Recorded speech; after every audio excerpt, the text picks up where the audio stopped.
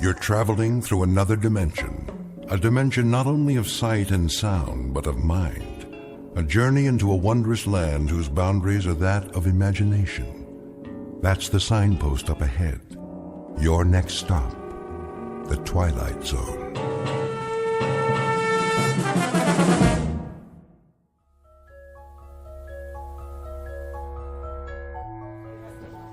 How much is this? Shall I wrap it up for you, ma'am? I got all my Christmas shopping done. I need one more present for Uncle Fred. Could you put a big red ribbon on that? Ma, where is he? He'll be here, Tommy. How long? Just a few more minutes. I don't believe it. He's never coming. Excuse me. Yes, madam? Are you the manager? Indeed I am. Mr. Dundee at your service. Well, I have a question for you. Gift wrapping? The customer service counter is downstairs on the first floor. No, not there. Oh, a special Christmas item.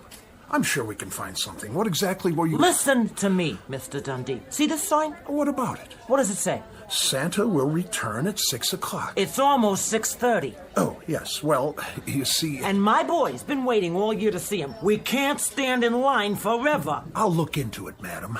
Perhaps Santa has been detained. You know, so many presents to wrap up at the North Pole. I'm sure the boy understands. You don't know my boy. Listen up, Dundee. If the guy in the red suit doesn't show in 5 minutes, we're going to another department store. Oh, really? That won't be necessary. I want to talk to Santa. How now, son? Where is he?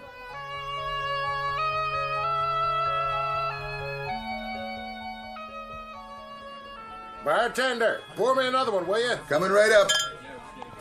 Hey, Corwin. Yeah, See the clock on the wall? what about it?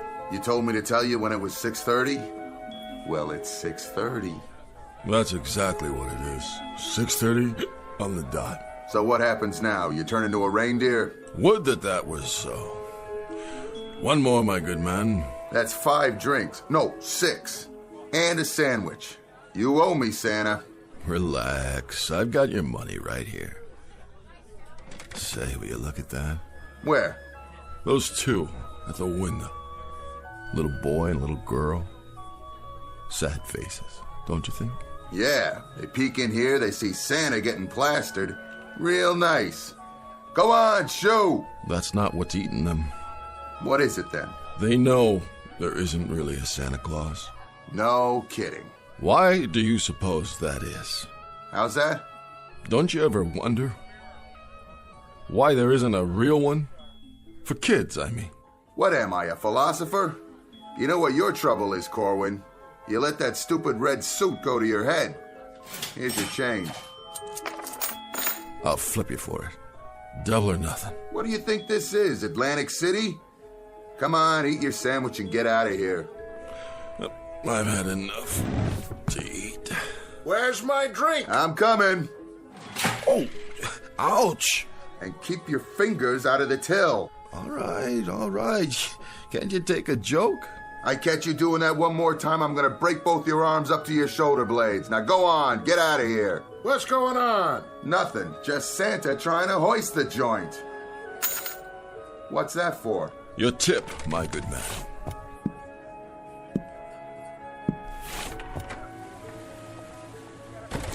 Take it easy now. Ooh, snow's pretty slippery. Oh, I better sit down for a minute. Mr. Santa? Huh? I want a baby carriage and a dolly and a playhouse and a job for my daddy. What? And I want a gun and a set of play soldiers and a big turkey for Christmas dinner. You don't think... Oh, you poor kids. Don't you get it? I can't help you. I can't even... That's okay. We can wait. We always wait for Santa Claus. This is Mr. Henry Corwin, normally unemployed, who once a year takes the lead role in a uniquely American institution, that of the department store Santa Claus, in a road company version of The Night Before Christmas. But in just a moment, Mr. Henry Corwin, ersatz Santa Claus, will enter a strange kind of North Pole, which is one part the wondrous spirit of Christmas and one part the magic that can only be found in the Twilight Zone. And now, The Twilight Zone, and our story, Night of the Meek, starring Chris McDonald, with Stacy Keach as your narrator.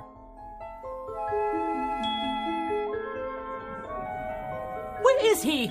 This is so inconsiderate. Here he comes, finally. Will you look at that? Why, he can hardly stand up. Oh, it's disgraceful. There you are. Hello, boys and girls. Ho, ho, ho. Corwin, you're an hour late. I am? 1 hour and 9 minutes to be exact. Can you beat that? Now, I advise you to get up on your throne without further ado. I'm going.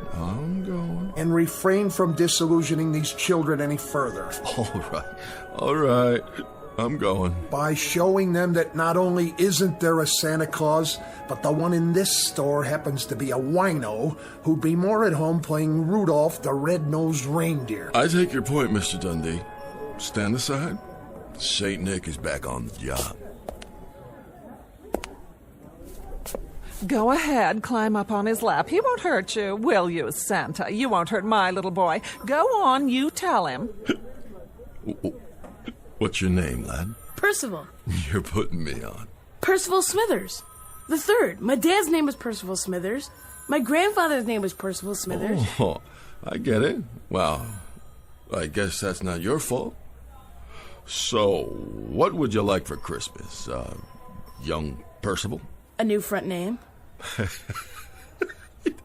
That's a good one. A real good one. I gotta remember it. Hey, Ma? Yes, dear. I smell something funny. You do? Yeah. And I know what it is, too. The same as Dad. Santa Claus is loaded. Leave my boy alone. Lady, I never laid a glove on a kid. Oh, you've got some nerve drinking on the job. Madam, I am mortally ashamed. You should be. Come along, Percival. I hope this won't scar you for life. Is there some trouble here? Trouble? No, there's no trouble, except that this is the last time I trade in this store. It seems you hire your Santa Clauses out of a gutter. Hey, who are you referring to? Drunken sot. Come on, Percival. Some Santa Claus? You don't even look like him. Mr. Dundee, that lady, she's got a problem. All right, everyone back to work. Back to your positions. And you, as for you, Mr. Kris Kringle of the lower depths, since we are only a few hours from closing, it is my distinct pleasure to inform you that there is no further need for your questionable services. You've had it. Now get out of here. It'll be my pleasure. Pick up your pay downstairs. Oh, and one more piece of advice. I'm all ears. Get that moth-eaten red suit back to where you rented it before you really tie one on and destroy it for good and all, you drunk. Thank you ever so much, Mr. Dundee. As to my drinking, it is indefensible. You have my abject apologies. Don't waste your breath. That just doesn't cut it with me anymore. But I have feelings, you know? Plain old human feelings, same as anybody. And I find of late that I have very little choice in the matter of how I express my emotions. I can either drink or I can weep. And drinking is so much more subtle. Will you please leave? But as to my alleged insubordination, I assure you I was not rude to that woman. Someone should remind her that Christmas isn't just barging up and down department store aisles and pushing people out of the way. Or when I'm warning you. Someone should tell her that Christmas is something quite different from that.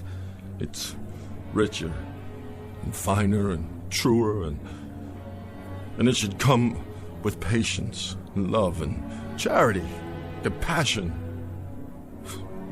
That's what I would have told her, had she given me the chance. My, how philosophical, Mr. Corwin.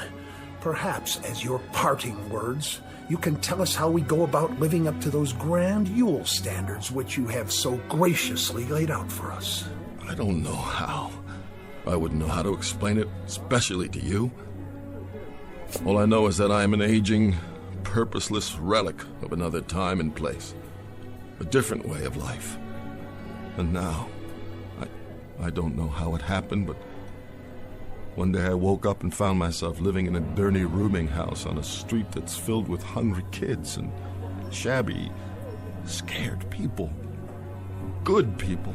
Where the only thing to come down the chimney on Christmas Eve or any other day of the year is more poverty. Keep your voice down. And if you must know, another reason I drink is so that when I walk up and down the tenements, I can think to myself just for a little while that they really are the North Pole, and the children are elves, and I'm really Santa Claus, bringing a bag of beautiful things for all of them. Every last one. That's enough out of you. I wish, Mr. Dundee, on just one Christmas, only one, that I could see some of the hopeless ones, the dreamless ones. On just one Christmas, I'd like to see the meek really inherit the earth. So that's why I drink, Mr. Dundee, and that's why I weep. Who is that guy? Never heard anyone talk to Mr. Dundee like that. Never heard anybody talk like that.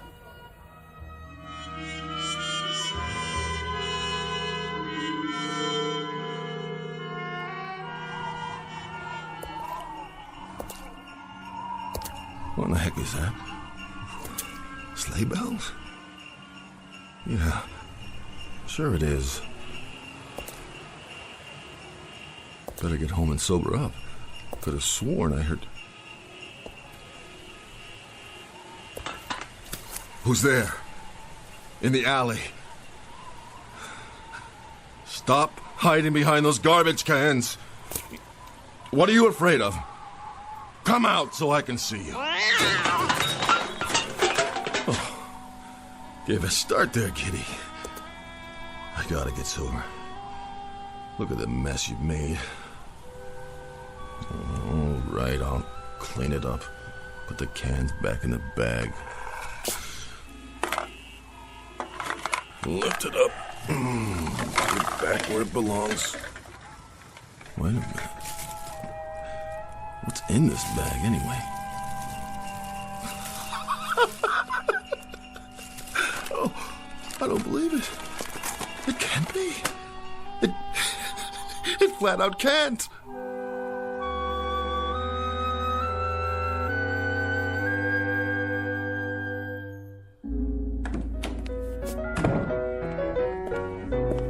Excuse me, sister. Is this the Delancey Street Mission House? It is. Could I get something to eat, sister? You take a seat with the others. Have yourself a nice cup of coffee. Oh, sure. Dinner will be served after the sermon. Gotcha. Okay. Thank you, sister. God bless you. Have a seat.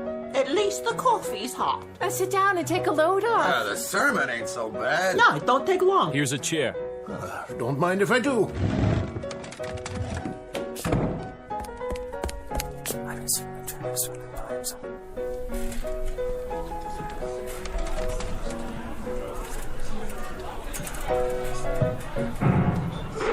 All right, what is this all about? You, the noise, the commotion, what is the idea of barging in and disrupting our Christmas Eve? Begging your pardon, Sister Florence.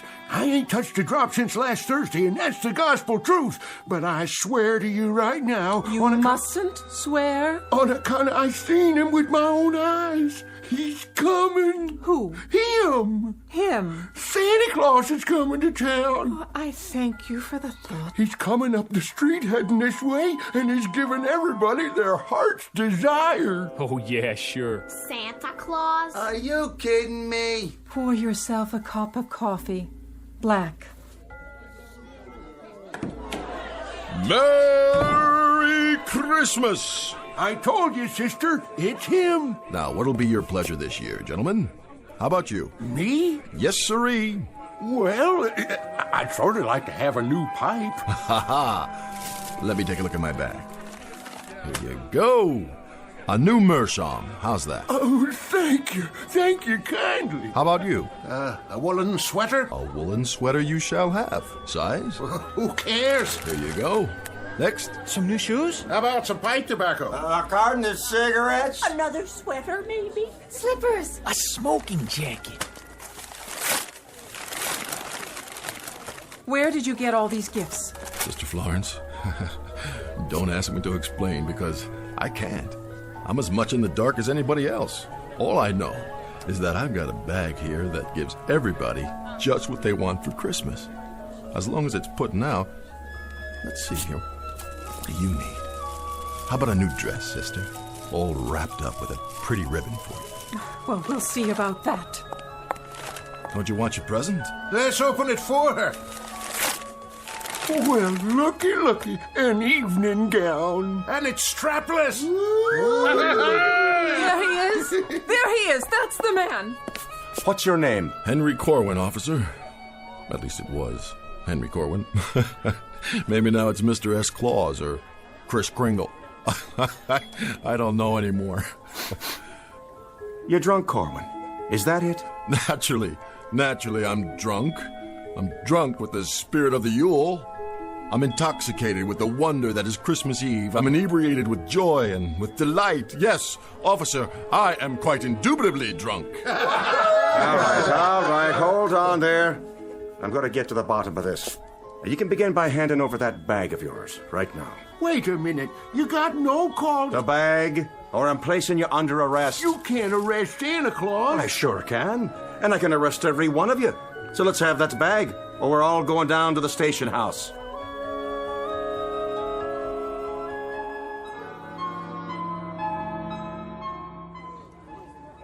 You hard of hearing? I'm sure we can settle this. Yes, we can, Corwin. And in a hurry. I'd like to see just one little thing. And that would be? Show me the receipt for all this stuff. Right now. The receipt? You heard me. Of course you've got a receipt. Well, go on, Henry. Show it to the policeman. Sure, you got one, ain't you? I'm afraid that's the one thing I don't have in this bag. Sister Florence. Yes, officer. Collect all the stolen goods. What stolen goods? Put them in a pile over there. I'll see that they get claimed after I find out where he took the stuff from. Gladly.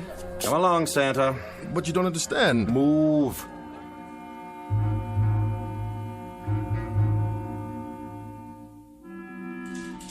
I want to report a missing person. Yes, ma'am. Fill out a report. Do I get a phone call? After you see the judge, now sit down. Can you take these handcuffs off? Ah, here we are. And here he is. And there you are, Mr. Dundee. Sit down, Corwin. And there that is. All the goods you've stolen. How nice to see you again. And how nice it will be to see you, my wistful St. Nicholas, going up the river. Do you suppose he could get as much as 10 years, Officer Flaherty? 10 years? Don't look good, Corwin.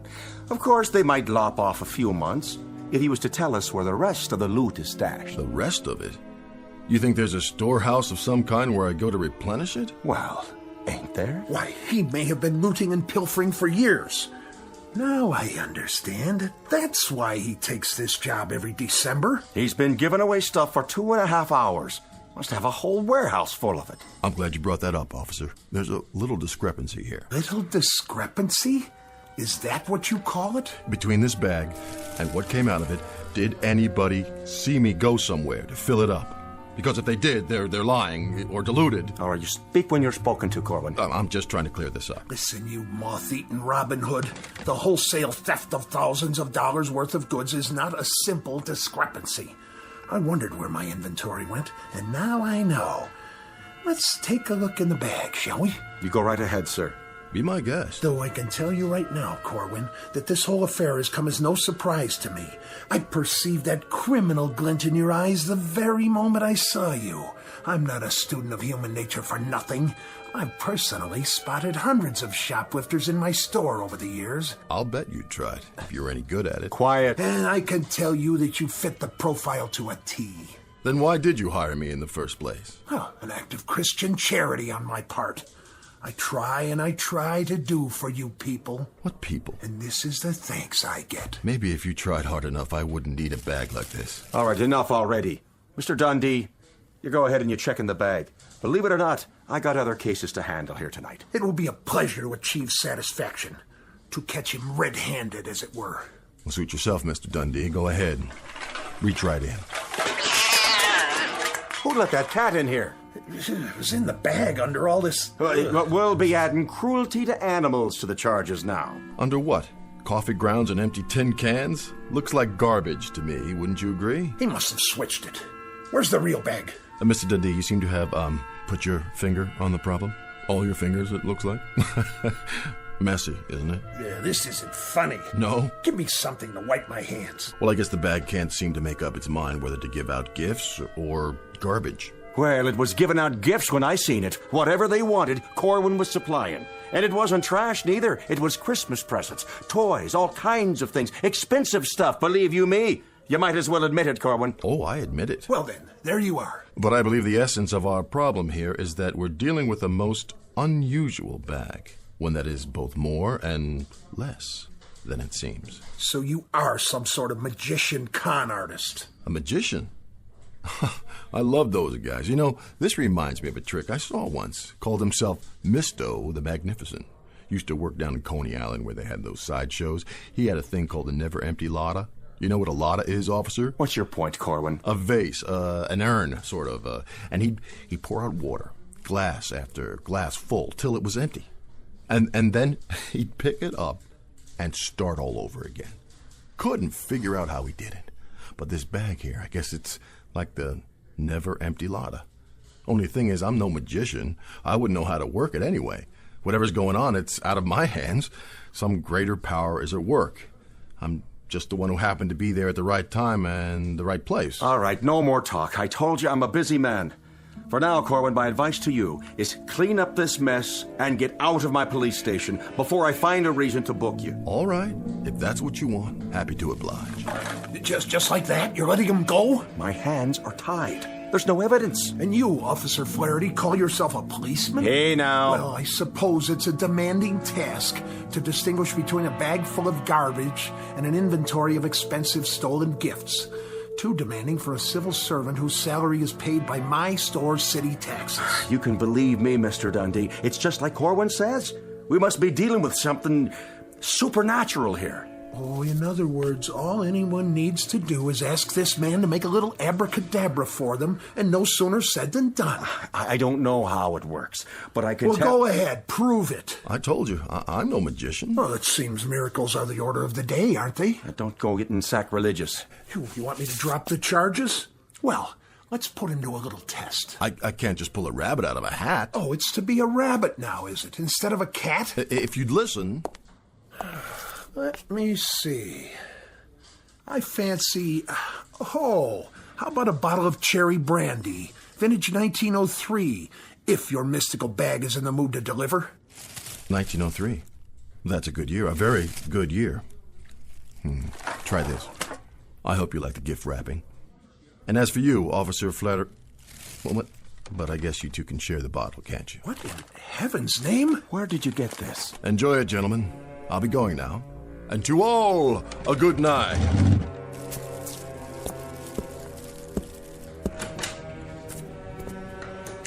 Well, let me open that package for you. You go right ahead. No telling what's inside.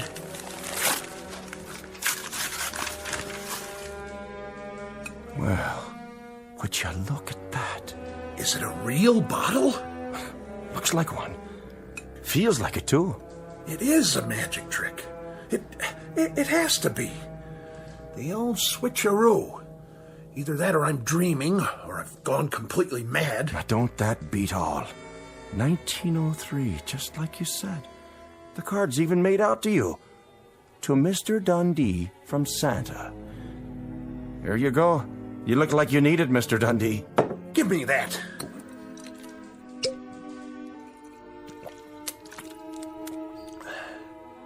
I don't believe it. It's cherry brandy. And a very fine one, I might add. Just one more thing. Yeah?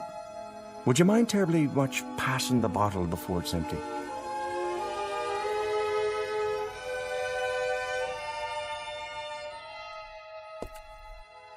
Funny.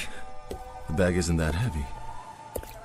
There he is! There's Santa! Come on, he's got presents. Ho, ho, ho! Merry Christmas! Merry Christmas! I want a jacket. And mittens. And a train. Diesel or steam? No, electric. And how about you? I'd like... well, Go on, say it. What's your heart's desire? a dolly, please. And what color hair would you like, darling? Blonde, brunette, red, or what have you? Anything's okay. Here you go. Blonde hair, just like you. Oh, thank you, Santa Claus. I love you. And a toy for you. And one for you. What's the matter, Santa? Yeah, what's wrong? This bag's getting lighter and lighter. So, what's wrong with that? Well, there's so many folks who need things tonight. I'm just worried about what happens if... If what? What happens if I run out of presents?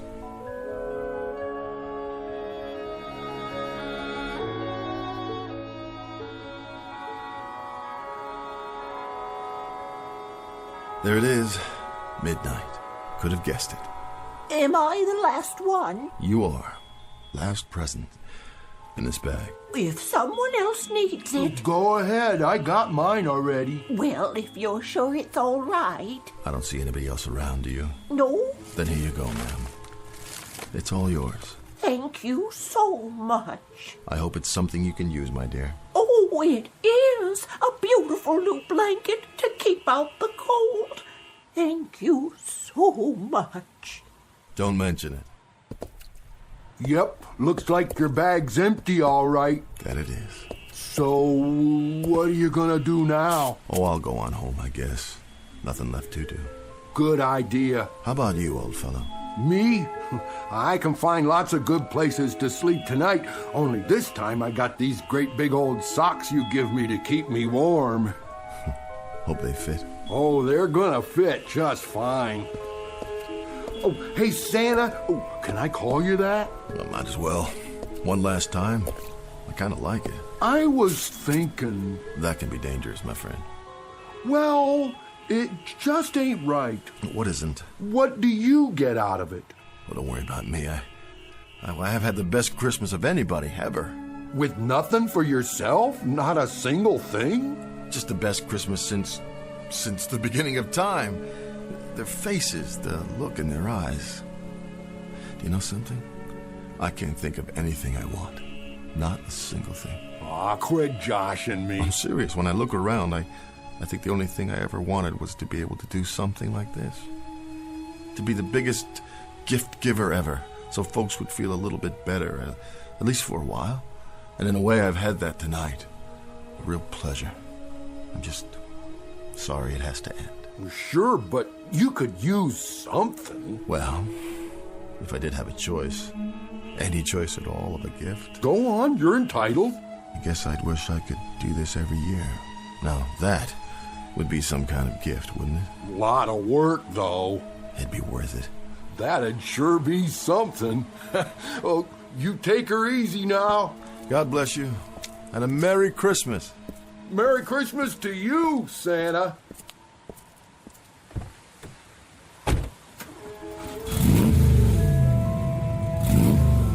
Oh, and thanks for the car. Don't mention it.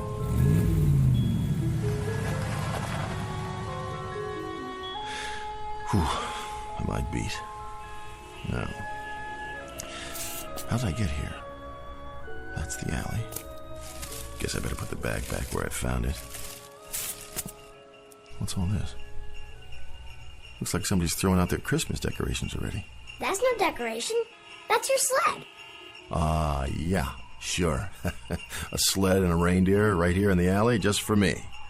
Somebody sure made the eyes look real. He is real. Yeah, about as real as you are, little fella. Little fella. We've been waiting for you. And I suppose you're going to tell me you're a real elf, too. I sure am. We've been waiting for you to come back. Say, where did you rent your costume? I never saw one look that good. Pointed hat, turned up toes.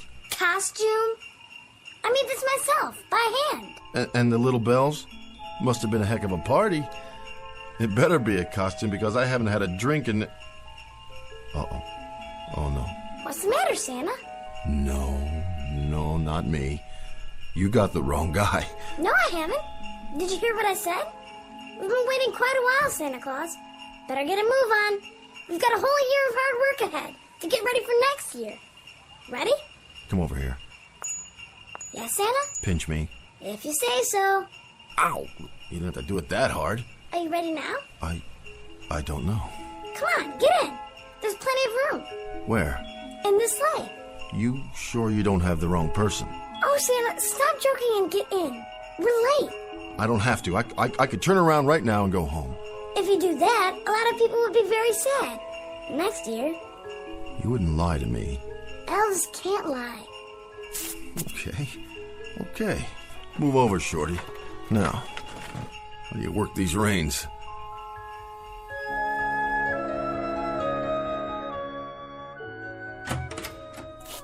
Good night, Officer Flaherty.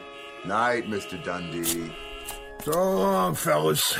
My regards to everybody in the precinct. And a Merry Christmas to you both. Night, boys. See you all in the morning. Watch yourself out there. It's mighty cold. Now, don't you worry about me. Tonight, I'm feeling no pain. Going home now, Mr. Flaherty? That I am. Going home, Mr. Dundee. Assuming I can find me way. I'm sure you will. Left foot, right, left, right. Try to walk a straight line to the lamppost. Where? Over there. Hang on, I'll hold you up. And you, Mr. Dundee, home is it?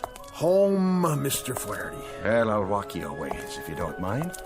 We could stop off for a nightcap. Well, now there's a pub right around the corner. That is a thought. Just a nip, you know. To warm the soul. For thy stomach and thy infirmities. Isn't that what the good book says? I do believe it does, Mr. Dundee. You know something else, officer. Now, why don't you tell me? That's what friends are for. That they are. So go ahead now. Tell me all about it. Well, sir, this is the most remarkable Christmas I've ever had. You don't say. Ho, ho, ho! Merry Christmas! Flaherty, did you see it? Did you? I thought I saw something. What did you see? No, you first. Mr. Dundee, I don't think I'd better tell you. You'd report me for drinking on duty. But you're not on duty. True. Go ahead. What did you see? Mr. Dundee, it was that Corwin fella, playing his life in a sleigh, with reindeer sitting alongside a what? One of his little helpers. So help me. All done up in proper costume. They were riding towards the sky, big as you please. One question for you. Yeah? Did we drink a whole bottle of cherry brandy back in the station house? Vintage 1903, but only one bottle. The finest I ever tasted. So I guess that's about the size of it then, isn't it, Mr. Dundee? Flaherty, you better come on home with me. We'll make some hot coffee. Yeah, and pour a little whiskey in it. We call that Irish coffee, you know. Oh, I do know. And then we'll talk some more about all this. Sort it out. What is there to say? If a man can't believe his own eyes, what can he believe? Then, we'll thank God for miracles, Mr. Flaherty. That we will, Mr. Dundee. That we will.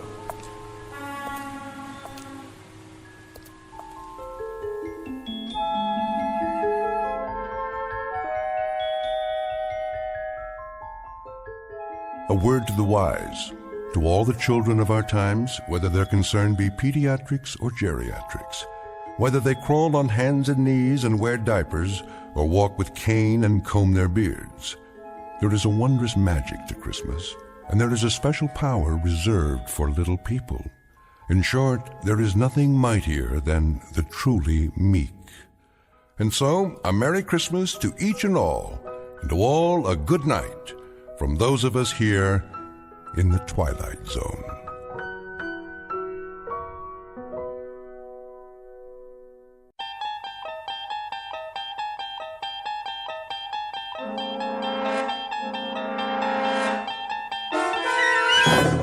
You unlock this door with the key of imagination. Beyond it is another dimension, a dimension of sound, a dimension of sight, a dimension of mind. You're moving into a land of both shadow and substance, of things and ideas. You've just crossed over into the Twilight Zone.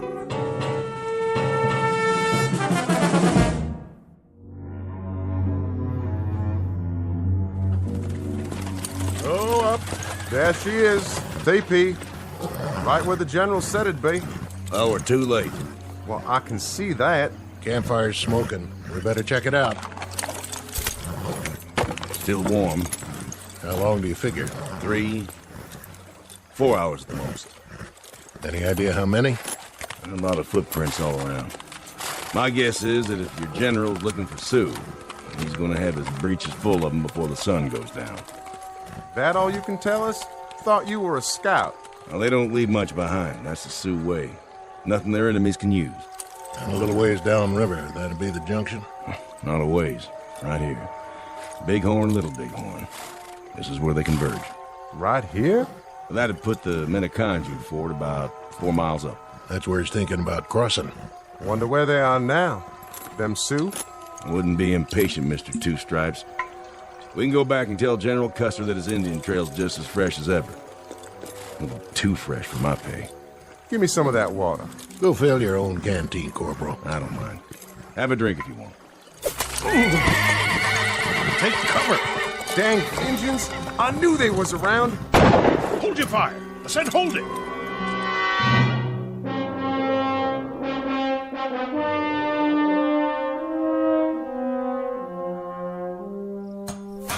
How's the drive chain, Langsford?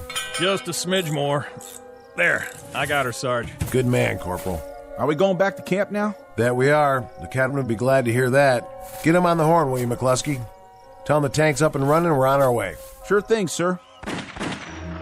What in the... Those were shots, weren't they? Put it down. But I heard... So did I. Easy, Tiger. These are just training maneuvers. If we start to get trigger-happy, it could turn into a real war. Hunting season, maybe. They still got buffalo around here? Hey, how about it, McCluskey? Want to go shoot some buffalo? Tastes just like chicken. Let's have a look. Nice and calm. If it's the red team, I'm giving up. They can tag me POW, and I'll just sit out the rest of these war games. Getting hot as an oven inside this tank. Why, I am surprised at you, McCluskey. The sergeant and me have had our eyes on you. You have? Sure, we were thinking of recommending you for OCS. Outside of the fact that you read a map upside down and you couldn't navigate a plow across a dance floor. Sounded like those shots came from the other side of the draw. Now, what was that? I know what it was. Somebody's playing games. That's right, they're funning us. Can't you take a joke, McCluskey? It was a signal. Just the way the Indians used to do it. It's a hot June day in the present century. Or, if you prefer, another century altogether. Take your pick. The cast of characters in order of their appearance: a patrol of General Custer's cavalry and a patrol of modern-day National Guardsmen on training maneuvers. What neither group knows is that the past and present are about to collide head-on, as they are wont to do in a very special bivouac area known as the Twilight Zone.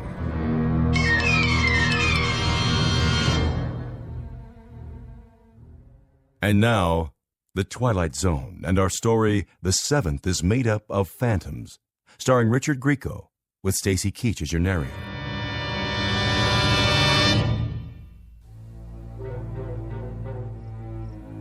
Well, if you ask me, it could have been a bird or something.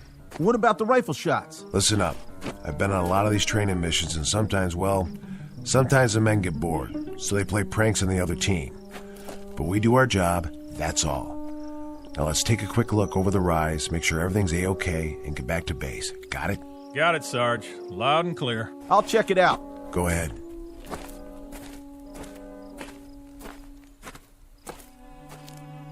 Well, how about that? What do you see, McCluskey? It's a wigwam. An honest-to-Pete wigwam. 1 million men in the National Guard, and it's just my luck to go riding around in a tank with the last of the red-hot Eagle Scouts. So it's a wigwam, McCluskey. What are you so happy about? Well, It's real interesting, don't you think? Authentic and everything. Well, why don't you take a look inside? Maybe there's a pretty little squaw in there waiting to be your fiancée. Nope. Whatever was here cleaned it out. Don't you think that's kind of strange? Leaving a wigwam made out of real hides, sitting in the middle of nowhere? Must have been some kind of youth camp or something. Either that or somebody's making a movie. Out here, Sergeant? On Army training grounds? That's a point. They never get a permit. Too dangerous. Besides, we'd have been informed. Sure is interesting, though. Right there's a junction of the Bighorn and the Little Bighorn Rivers. Just a little ways from here is where Custer fought. Custer who? General Custer. Didn't you learn about it in school? This is where the 7th Cavalry fought the Sioux Indians. What do you got there? Looks like a canteen. Let me see that. Not one of ours. Yeah, maybe there's booze inside. Hey, where'd you get this? Right here on the ground. Says 7th Cavalry. Printed right on it. How do you figure, Sarge? Well, I figure it's in pretty good shape, considering it's been lying around here for 100 and some odd years. Must be a lot of ghosts running around a place like this. Ghosts? Either that or somebody planted it here. McCluskey's got one thing right, though. Somewhere along this river they fought quite a battle. George Custer and 200-odd men against a couple thousand Sioux. Custer's last stand. Didn't you ever hear of it, Langsford? I heard of it. Maybe next year a museum will send you guys out on an expedition and you can spend all your time picking up antiques. But right now, I thought we're supposed to be a motorized patrol on war games. Me, I'd like to be reconnoitering in some small dark bar right about now. Or maybe the YWCA. Or in a pinch, I'd settle for a... What was that? The wind. That's what it was. The wind. But the canteen and all. Don't you reckon we ought to go back and tell the command post? Don't you want to wait for the Union cavalry, McCluskey? Now, what were you saying, Sarge? This is where they fought, huh? Around here? Someplace around here. When I was a kid, I read everything that was ever written about it. Custer and the 7th were the advance guard for a general named Terry. The last thing anybody ever heard from him was that he was dividing his regiment into 3 parties. He was going to surround what he figured was a small group of Indians. There was a captain named Benteen with 3 troops. Went off to the south. Major Reno went to the other side of the creek to follow an Indian trail. Custer was the center column. He rode right into them and got slaughtered. 1876. That was the year. Right, 1876. Somebody planted this canteen for a gag then. It's not old. It's practically new. See for yourself. The water's still fresh. This whole thing's a gag. Either that or... Come on, let's get out of here. I'm serious, you guys. Let's go back to the tank. Yeah, let's go.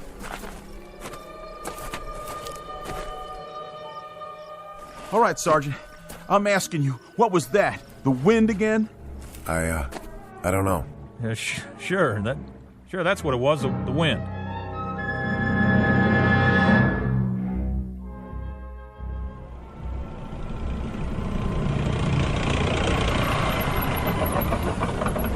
There they are. Finally. What'd they do, go fishing? Been working on their suntans.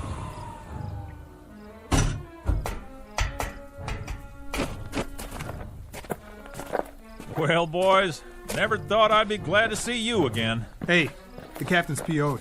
You better get in a tent on the double. How come? I called in a position report. Yeah, but that was a while ago. Lieutenant, if you had seen what we saw... Can it, McCluskey. I'll give my report directly to the captain. Say, any of you good old boys got a cold one stashed around here?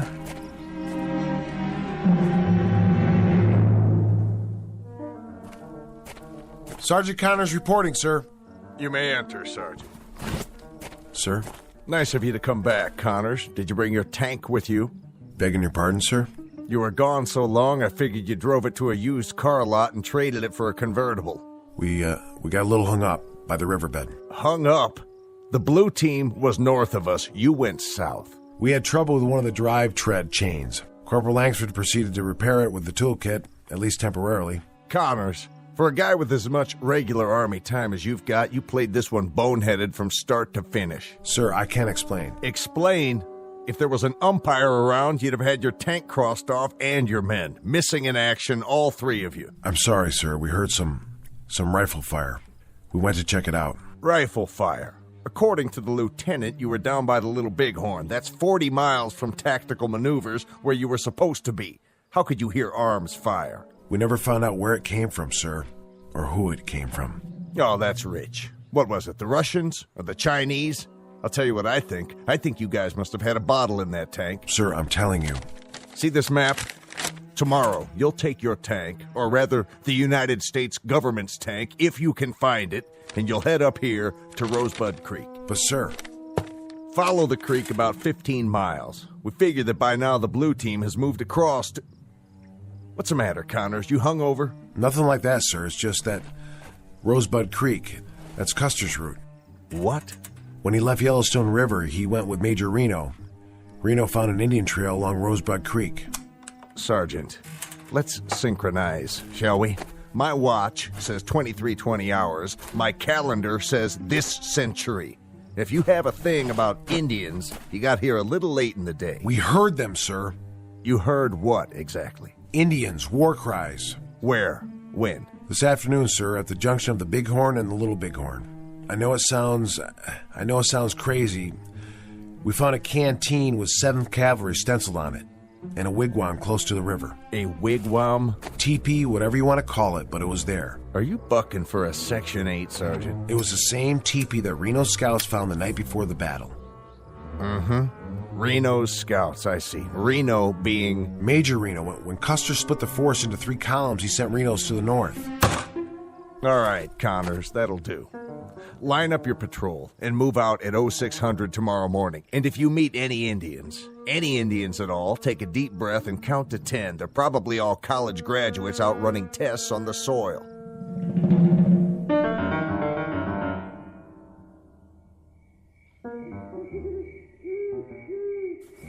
Sergeant? What? You awake, sir? Yeah, I'm awake. What's the matter? Nothing, sir. I was just lying here thinking. Thinking about what, McCluskey? Well, sir, wouldn't you say it's strange? The only thing that's strange around here is you. Now, will you knock it off so a fella can get himself a little shut-eye? Langsford's right. We've got an early detail in the morning. I know, Sergeant, but the teepee and that canteen and all... Listen, kid, I'm asking you politely. Sorry, guys. I don't mean to be a drag or nothing, but that sound we heard today, it could have been a signal, don't you think? Indians do that. I mean, they used to. They can imitate anything. Birds, animals... and you could never even hear them creeping up on you.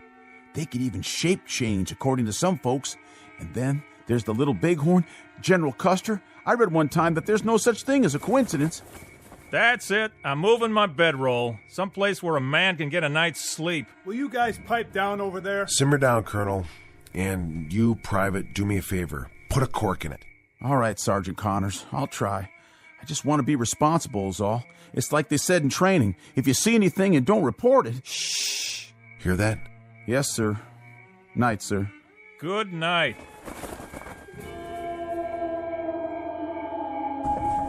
What in the blue hell was that?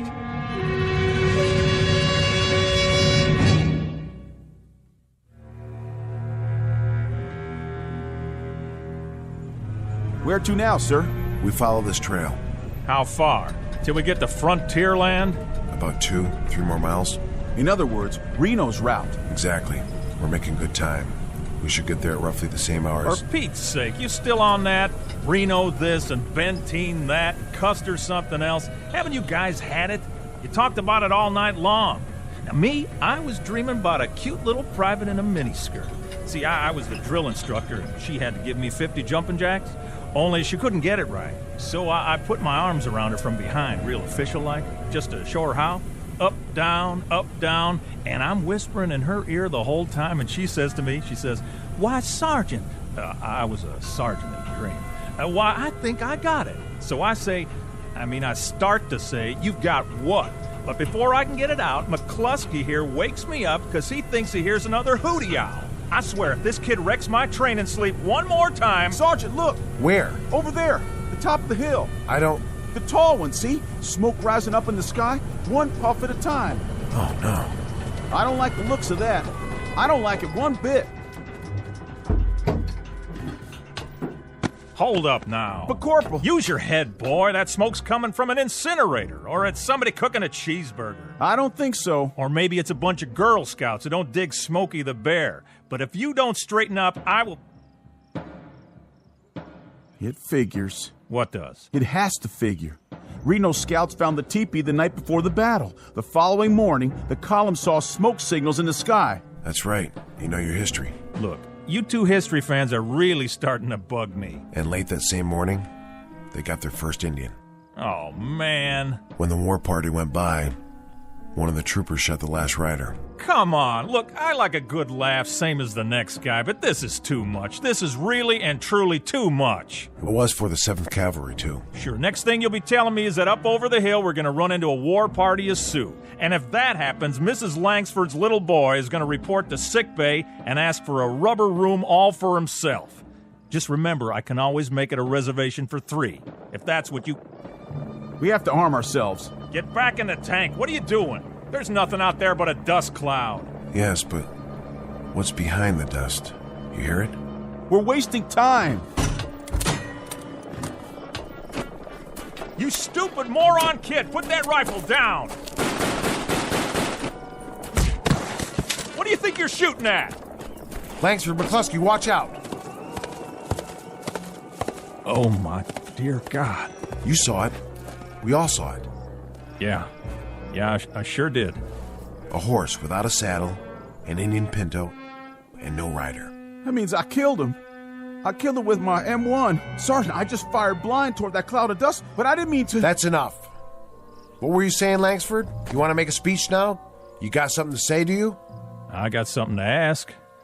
Are we all out of our tree or what? I don't know for sure, but I've got an idea. We're listening. See that ravine down there? What about it? It's all part of it. Somehow, some way, we're riding the same trail that Custer did. Figure it out. There was a teepee. When did we find it? Yesterday afternoon. Just like the scouts did. There was the smoke signals, just like Reno's column saw the next morning. Then McCluskey got himself an Indian, just like the day of the battle. All right, let's say you're right. Let's say it's just like you say it is. We follow this trail just like they did. Yes, Corporal. We follow it. Well, what's the next thing that's supposed to happen? We wind up at a massacre. Hadn't we ought to go back to camp and warn them? Warn who? It's not our men who'll be under attack. It's Old Yellowhairs. Old Yellow? General George Armstrong Custer. And you mean to stop it? I don't see that we have much choice. Stop it or join it.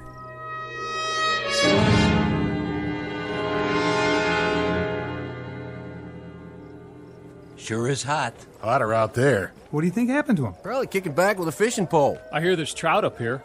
They gonna bring some back for us? Miller, Yes, Captain. does Connors reported in? Not yet, sir. Get him. I've already tried. Try again. Yes, sir. Bluebird 9, this is CP. Come in. Bluebird 9. No dice, sir. Keep trying. What if they're out of range? Then they've disobeyed a direct order, and this time they won't get away with it. Bluebird 9. Come on, guys. This is Bluebird 9. Go ahead, CP. They're acknowledging, sir. Give me the microphone. Connors, this is the captain. This is McCluskey, sir. McCluskey, where... Sorry, you're breaking up.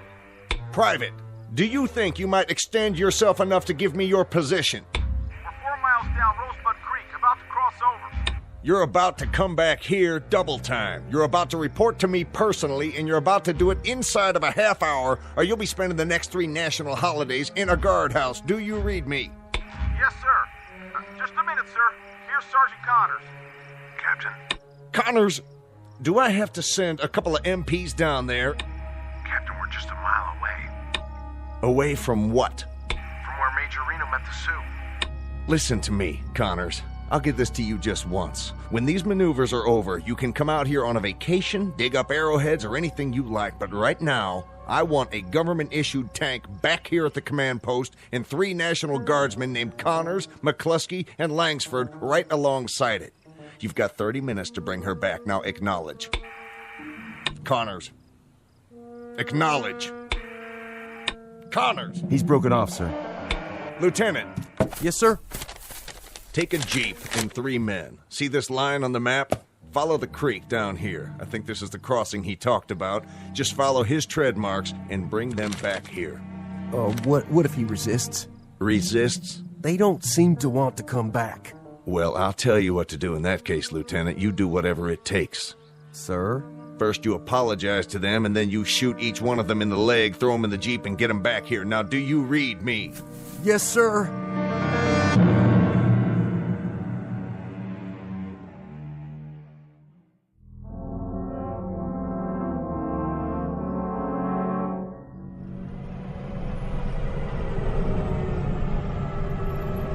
Hold it!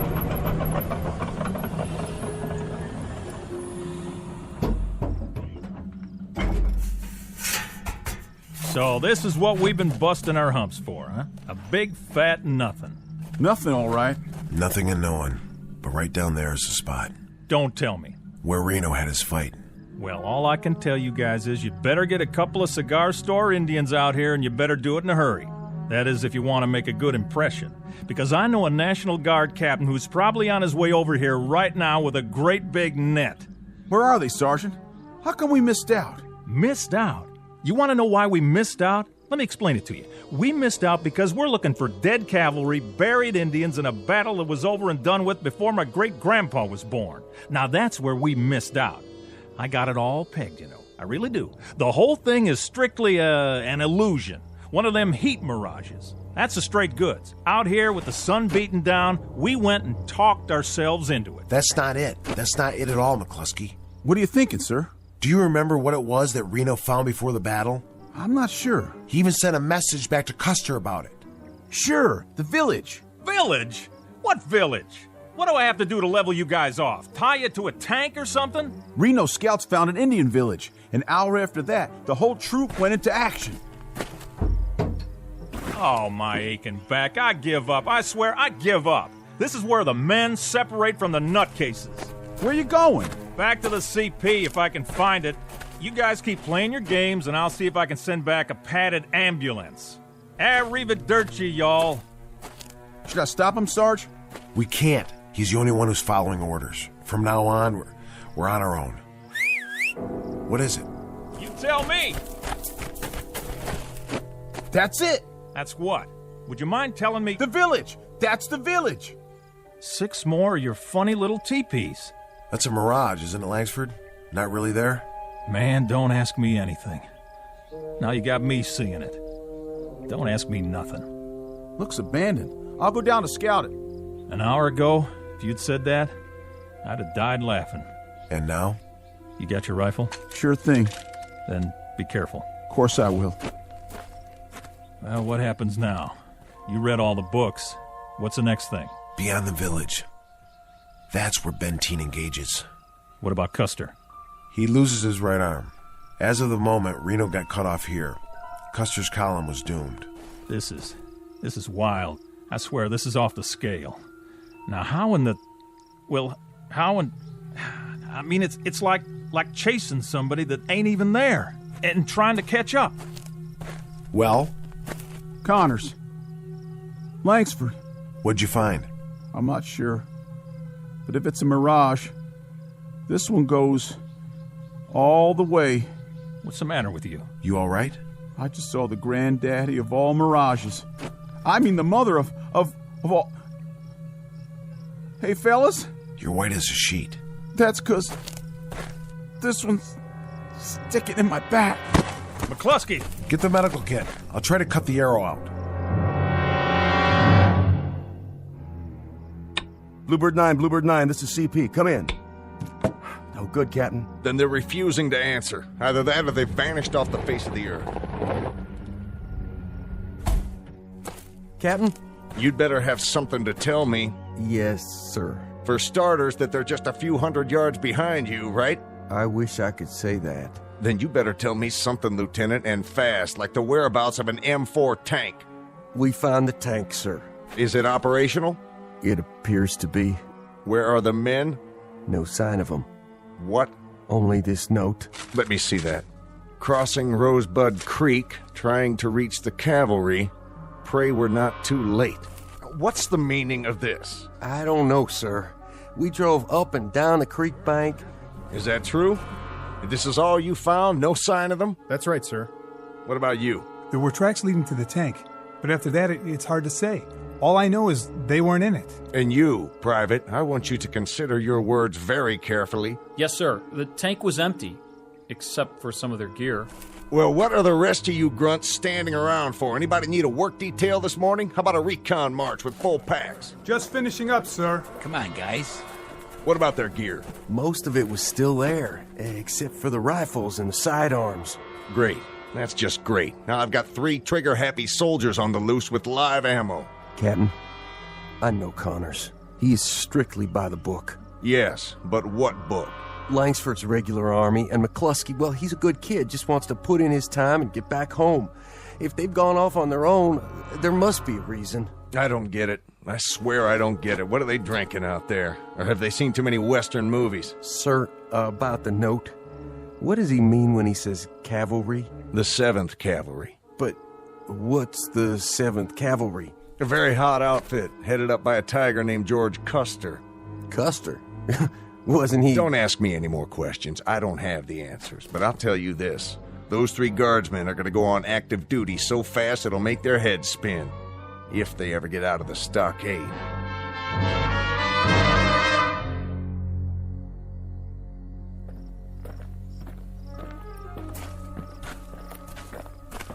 Not much farther now. Come on. We're gonna make it. We're gonna make it, man. We got you, okay? Just hang on to my shoulder.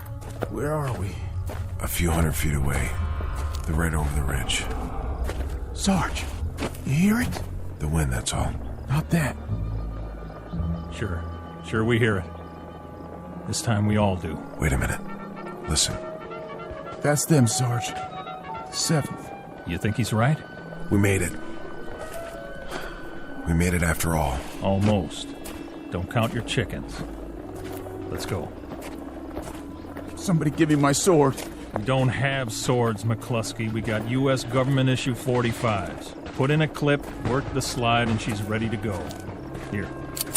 We've also got our M1s and the machine gun. Set it up. With pleasure. Can't stand up. Just lay low. Keep pulling the trigger. Look at Custer. He's surrounded. Gotta get down there. Must be 1,000 Indians. More than that, Colonel. More than that. Well, shoot, I heard of worse odds than that. Haven't you, boys? Plus, we got our equalizers right here. We come all this way. What do you say, Sergeant? I say we do it. Why not? Let's go.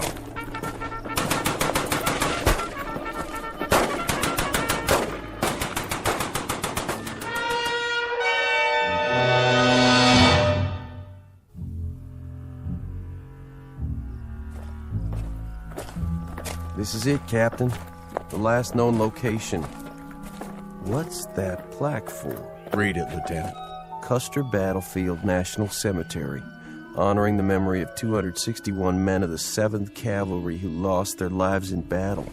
So this is the cavalry they were talking about. It was. It's a national shrine now. They made it. What's that, Captain? Nothing. No sign of them on either side of the creek, Captain. What about the tank? Up near the ridge where they left it. But no sign of the men, no sign at all. Keep looking. Yes, sir.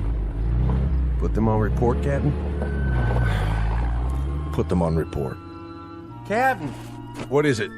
A list of the men who died here, all the names engraved on the plaque. It looks like it's been here a long time, so then how? How what? I think you better take a look at this. Right here, in the middle of the list.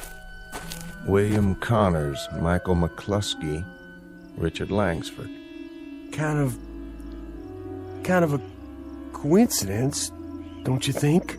Quite a coincidence. But how? Pity they couldn't have brought up the tank. That would have helped the odds. Wonder if the drive chain failed again. Beg your pardon, sir? Nothing, Lieutenant. I didn't say a thing. Not a blessed thing.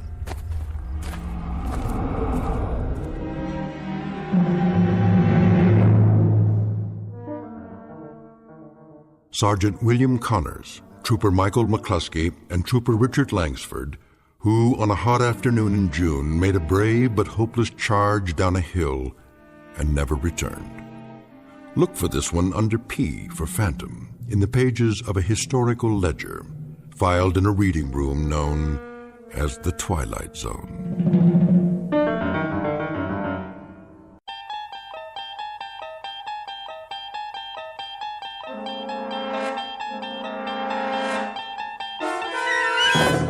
You unlock this door with the key of imagination. Beyond it is another dimension, a dimension of sound, a dimension of sight, a dimension of mind. You're moving into a land of both shadow and substance, of things and ideas. You've just crossed over into the Twilight Zone.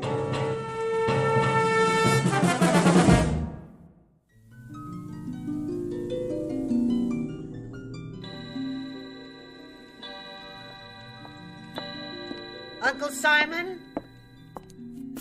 Uncle Simon? Do you want your hot chocolate upstairs?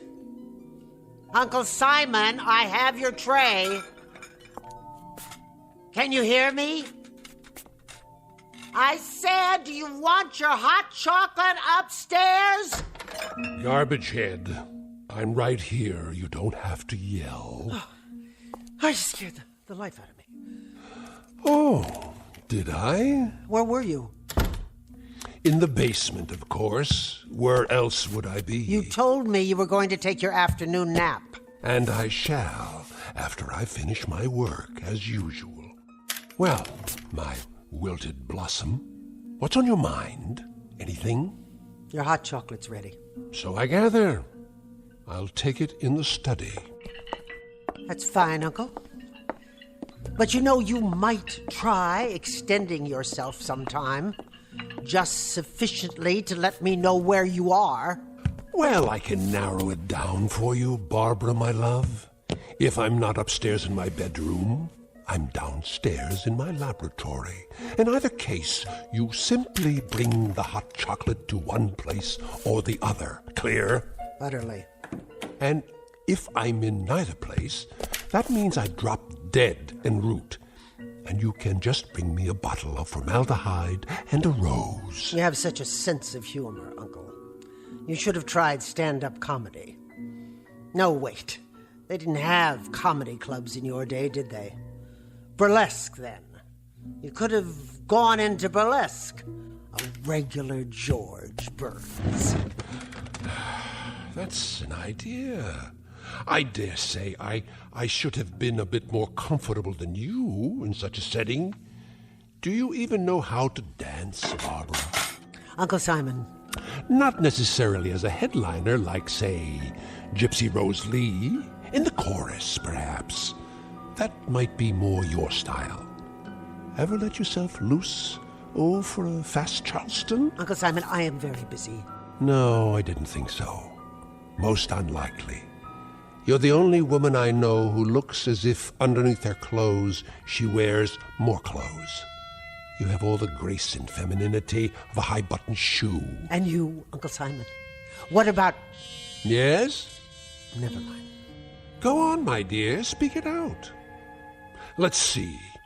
If you can compensate for the fact that you're a passionless vegetable by at least speaking your mind. If I'm a passionateless vegetable, it's because my gardener is an ancient relic made out of dry skin and ice water.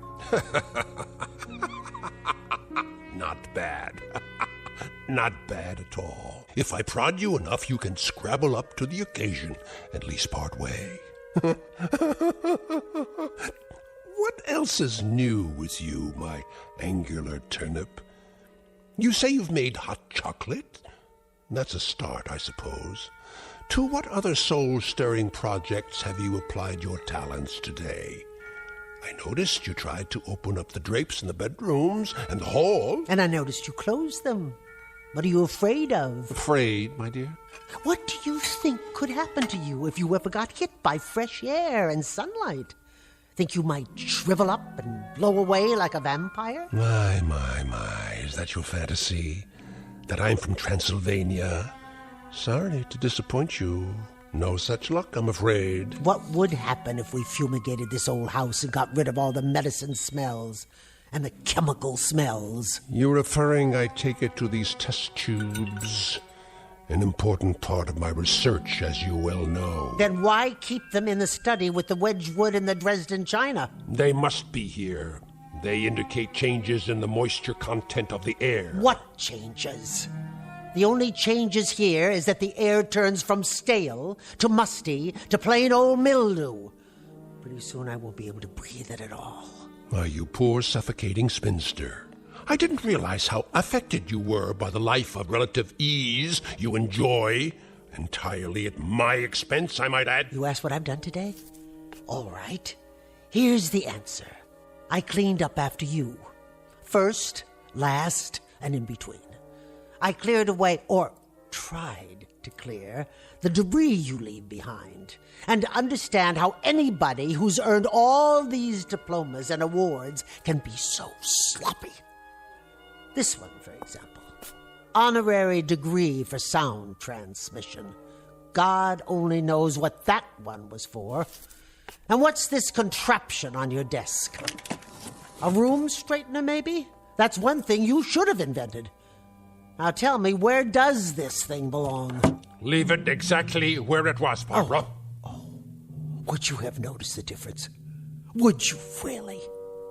You've been told 1,000 times not to disturb anything. I could have put it away when I swept the cellar, except that, as usual, your laboratory was securely bolted. Someday I'd like to see what it is you putter around with down there. I bet you would.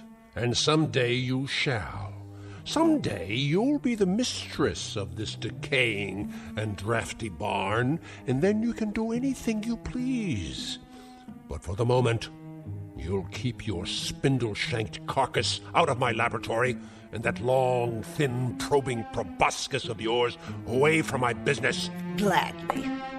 Now get me some fresh hot chocolate. Put it in the English cup today, and if it's not hot, I'll throw it on the floor, and you'll have even more to clean up.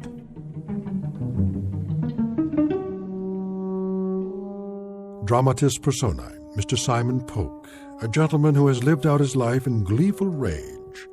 And the young lady who just now beat a hasty retreat is Mr. Polk's niece, Barbara. She lives each hour of her life as if perpetually late for a dentist's appointment. And there is yet a third member of the company, soon to be seen. He now resides downstairs in the laboratory, and he is, well, the kind of character you'd expect to find only in the Twilight Zone. And now, back to the Twilight Zone with Uncle Simon, starring Beverly Garland and Peter Mark Richmond, with Stacy Keach as your narrator. I'll make you some fresh chocolate. Barbara! Uncle. Question. Yes? A point of information. Go on. Perhaps you can enlighten me. If all you've said is true, why do you stay here? I was under the impression I was needed. You are. But that answer explains why I keep you here. It doesn't even remotely suggest why you stay. You want it quite honestly, I presume? Indeed. You may be short on beauty, my dear, but a lack of candor is not one of your deficiencies. I stay. I live for the moment that I can see you buried. And on the day when I come back from your funeral, I'll open up a bottle of wine. I want to be compensated, Uncle Simon, for 25 years of being shrieked at, insulted, berated, humiliated, stepped on, ground underfoot like this old rug. Is that sufficiently honest for you? Mm-hmm. I wish you well, good and faithful Barbara. And I won't even come back to haunt you, my word on that. But unasked, I offer the following observation free of charge. Oh, I can hardly wait. If you had an ounce of gristle or an inch of intestine, you would have murdered me years ago. So as to your 25 years of abject misery and unspeakable indignation, Life has a way of dishing out justice. In other words, you deserve it, kid. Now play your role and get me my hot chocolate before I think of something more complicated for you to do.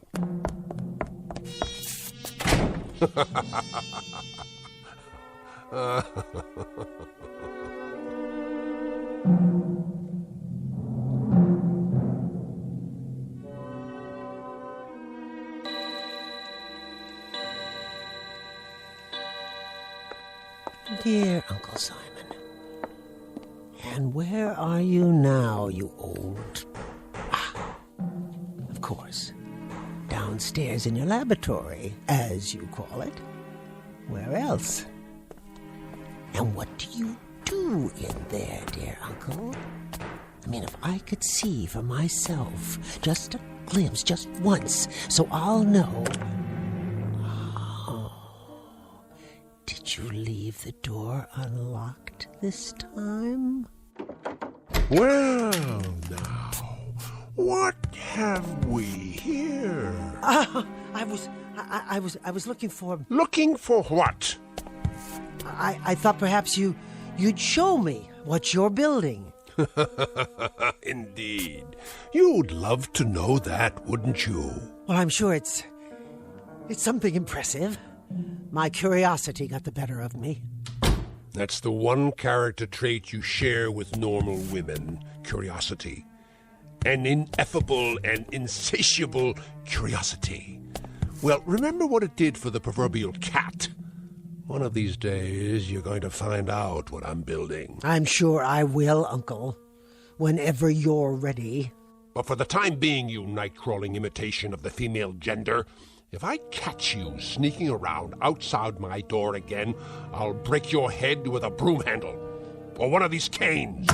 Now go back upstairs and engage yourself in a nerve-wracking game of dominoes. With pleasure. Now, go on!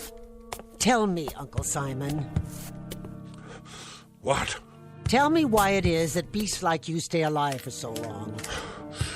How's that again? You heard me. Why do some men have the decency to die when their time is up, while brute animals like yourself continue on and on? Indeed, why indeed. That bit of curiosity I shall be glad to satisfy. In most cases, particularly mine, we have something to live for, an overarching purpose that keeps us going. Oh? And what would that be? I have you to live for, you crooked-seamed grubber.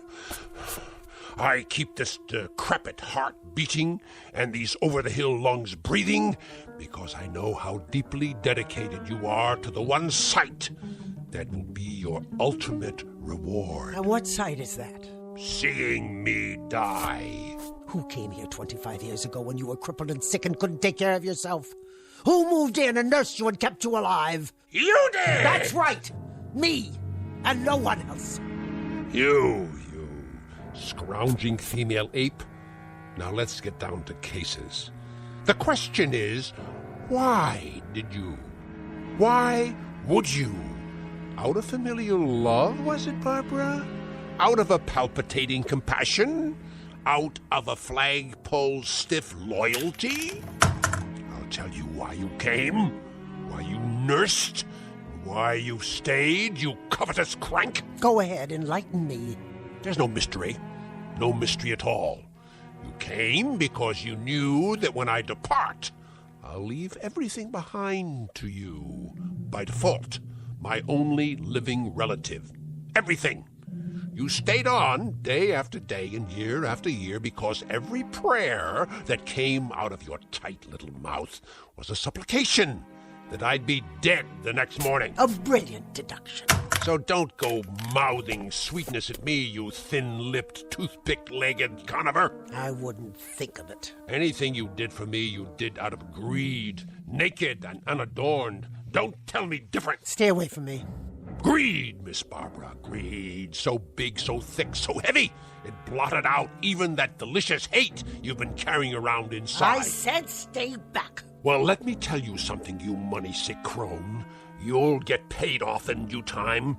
Before that, You'll pay through every one of your pores for what I leave you. Don't you raise your cane to me. You'll pay, you ugly harpy. As God is my witness, How dare you? What are you doing? Give me that cane! Barbara! Don't! Barbara!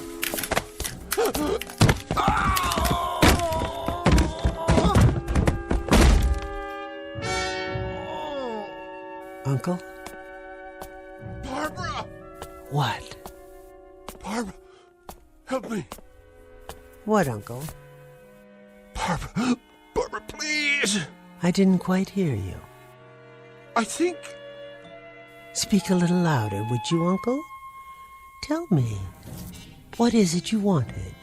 I think my back is broken. What's that? You want some hot chocolate? Would you like it in the Dresden cup or the Wedgwood? What is your pleasure this evening, Uncle? Barbara! You say you want me to close the drapes and shut the windows? Barbara. Barbara? You want Barbara? She's right here, love. She's standing right above you. Can't you see her? Please. Can't you hear her? You ancient albatross with the dirty, dirty mouth? Oh, but you're so pale. Let me pinch some color back into your cheeks. No. There now. That's better. How does that feel? Uncle Simon. Oh, Uncle Simon, don't die quite yet. If you can hold out, try. Try just for a second. I want to tell you something. I want to make an announcement.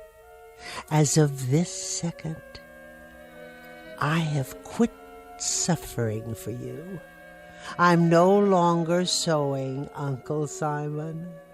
As of right now, I'm going to reap.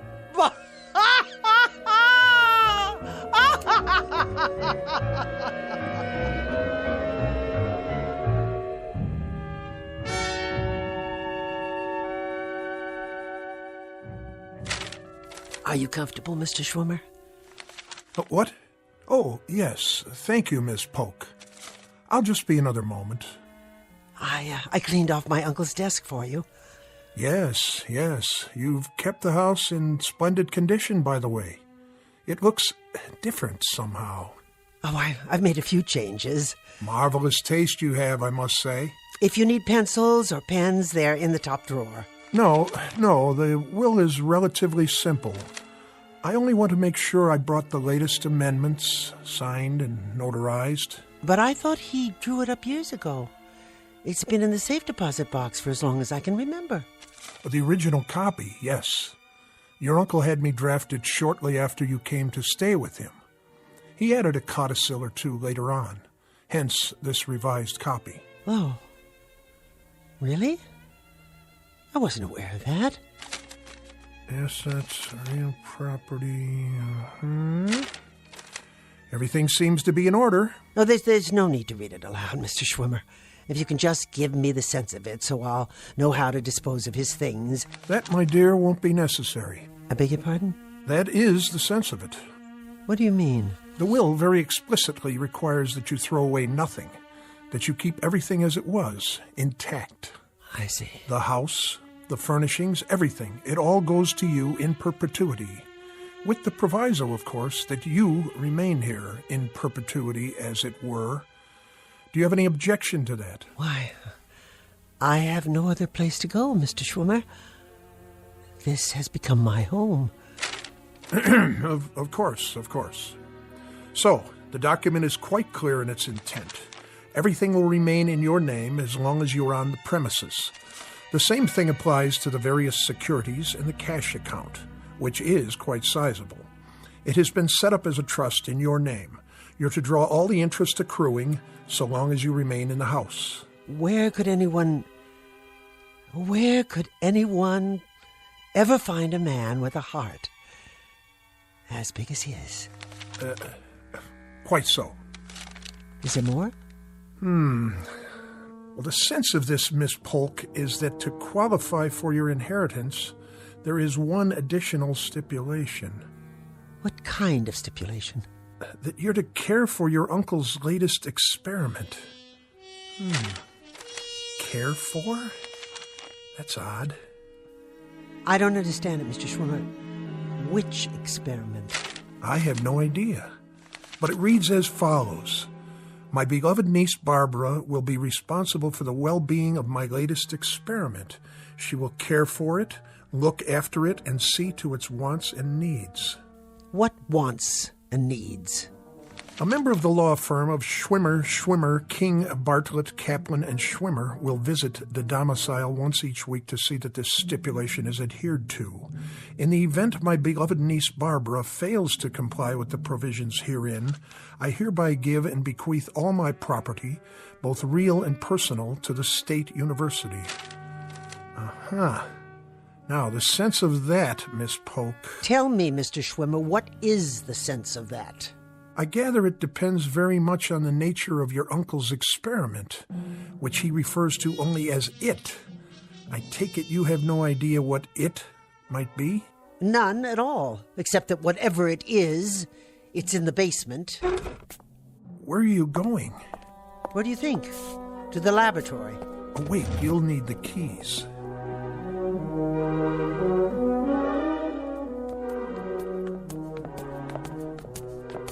He always kept it locked. Your uncle was a genius. I'm sure he didn't want his work to fall into the wrong hands. Not even mine? A matter of national security, perhaps.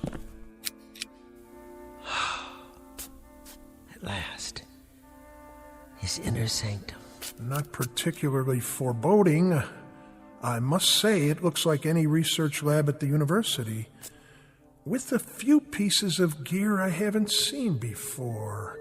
He was always ordering new parts, all the latest test equipment. And you don't know what he was testing? He chose not to share that bit of information with me. To protect you, I'm sure. But we'll know soon enough. What's behind that other door? Where? Against the wall, at the back of the room. I don't know. Do you have the other key? It must be the large one. How this relates to his will, though, I'm not at all sure. Now, this piece, this is interesting. Looks like a metal glove. I wonder what it does. I wouldn't touch it if I were you. Why, it's part of a mechanical hand with an arm attached. I said don't touch it. Sorry. Good Lord. There's something attached to the arm. It appears to be a complete metal figure of some sort in the shape of a man. It must be 8 feet tall. I think we better go now. How do you do? What? What are you? In your lexicon, I am a robot.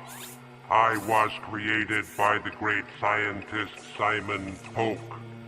You have activated my selecting and operating relays. You stay away from me. I mean you no harm. Please be patient with me. My program requires several days to function at maximum capacity. I bid you greetings. Hello, Barbara. Barbara. Now what? Barbara. Is that you, Barbara? Yes, it's me. Who else would it be? Are you going out, Barbara? It happens that I am. Why are you sitting here in the study with all the lights off? I do not like the light. This is a more restful mode while I program my circuits. Where are you going? To a concert. A concert? Do you know how long it's been since I went to a concert? No, I do not have that information, but I estimate the answer to be several years. Several? Try 20.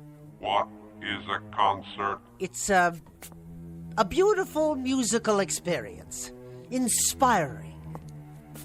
But you wouldn't know anything about that. What is music? It's when people, real human beings, use instruments handmade out of metal or wood to create sounds that are pleasing to the ear.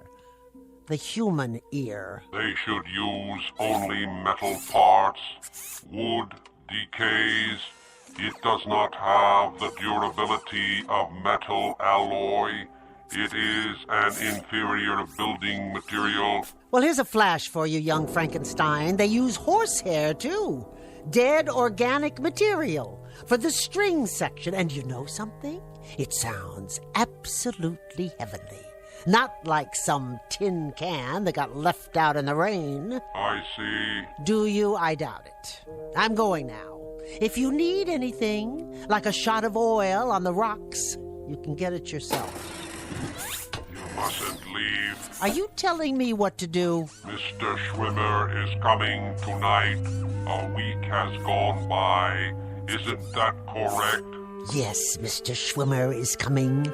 He'll be here at 8 o'clock after I'm gone.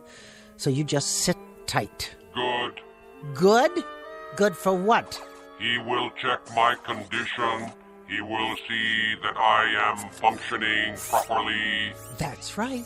Maybe he'll give you a lube and an oil change while he's at it. You see, Barbara, I am like an infant. I mature gradually. Soon I will have all my faculties. I will be able to perform all my faculties and functions.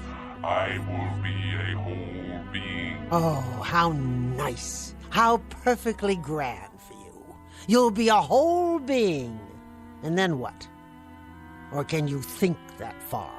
I will take on human attributes. Those that your Uncle Simon saw fit to give me. Oh, that'll be an improvement, because he certainly didn't see fit to give you any human attributes so far.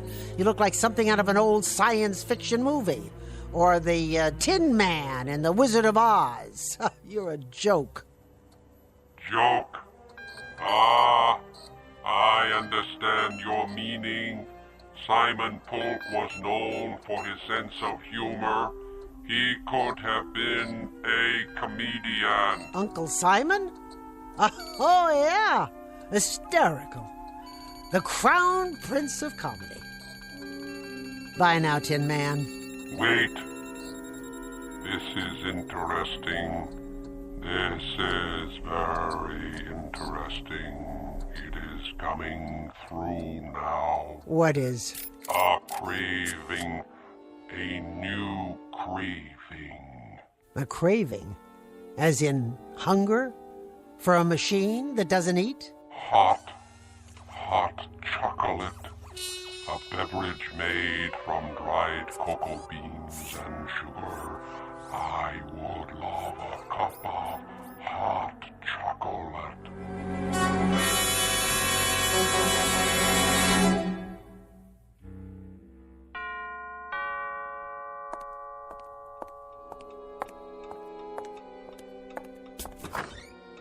How do you do, Miss Polk? I hope I'm not late. Late? My, you look outstanding in that dress. And those earrings. I've never seen you looking quite so outstanding. Were you going somewhere? No. I wasn't going anywhere. Not anywhere at all. And how, may I ask, is our young Master Polk doing this evening? Right this way. We've been waiting for you in the study.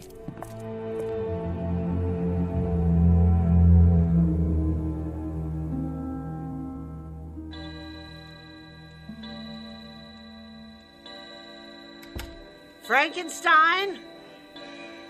Where are you? Huh.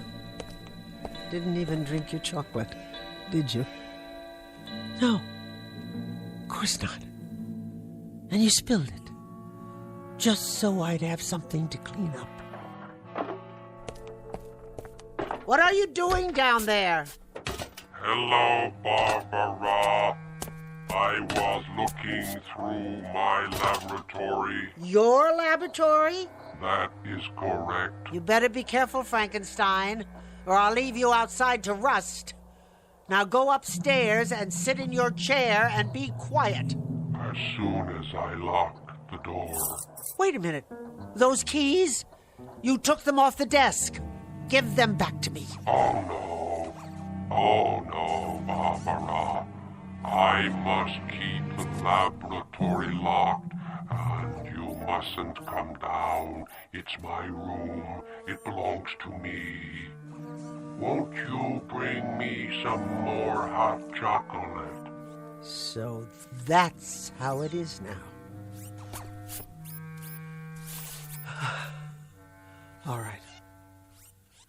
All right.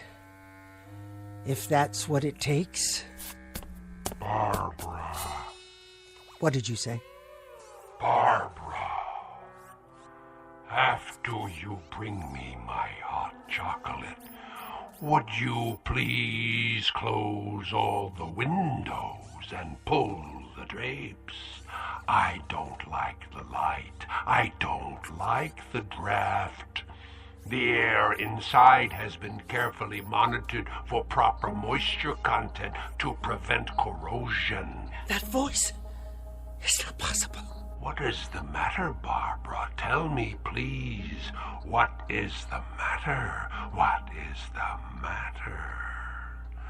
What is the matter, you peanut-headed sample of nature's carelessness? You! Get away from me!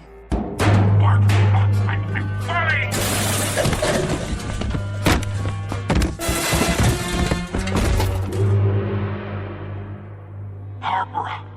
Barbara, my legs, they're bent. I can't get up. Barbara, help me.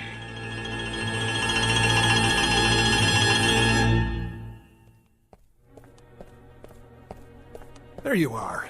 I was wondering where you'd gone to. I brought you some tea. Oh, thank you. That's lovely. But I'm afraid I can't stay. No? Another engagement, alas. Tell me, how are you, Miss Polk? I mean, really. Fine. Thank you, Mr. Schwimmer. Glad to hear it. It is rather quiet these days. Doesn't seem to say much, even after all these weeks.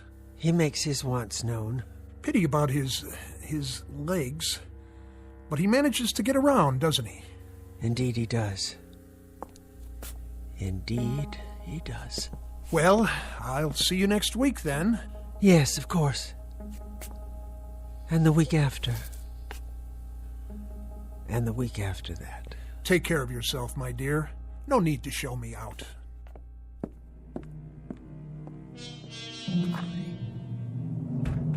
Barbara! Here! In the study! Barbara, my dear, if you can prevail upon that Raggedy Ann carcass of yours to exert yourself, I'd like a cup of hot chocolate. I would like it in a Wedgwood cup. And if it's not sufficiently hot, I'll pour it on the floor at your feet. Clear? All right. I'll make some. Speak up, you lint-headed clod. I didn't hear you. I'll make some hot chocolate. Do that, you torpid lotus eater. And be sure that it's hot. Did you hear me? Make sure it's hot. What does it take to make you move, you arthritic crab? I'll fix it for you now.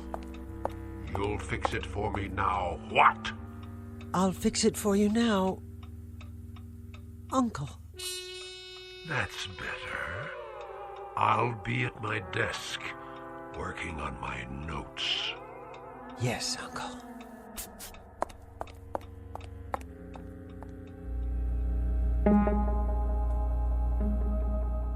Dramatis personae, a metal man who will henceforth go by the name of Simon, whose life, as well as his body, have been stamped out for him by his maker, and the woman who tends to his needs, the Lady Barbara, who has discovered, somewhat belatedly, that not all bad things come to an end, and that once a bed is made, it may be necessary to sleep in it after all. This, our uncomfortable little exercise in avarice and automatons from the Twilight Zone.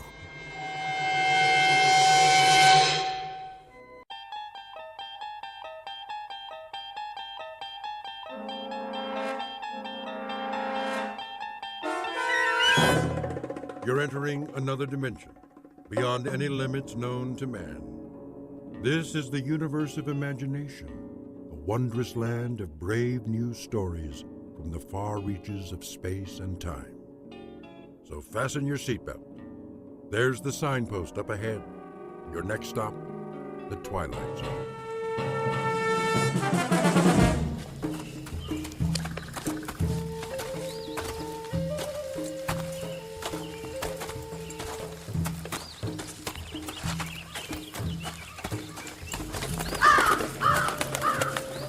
Man, what was that?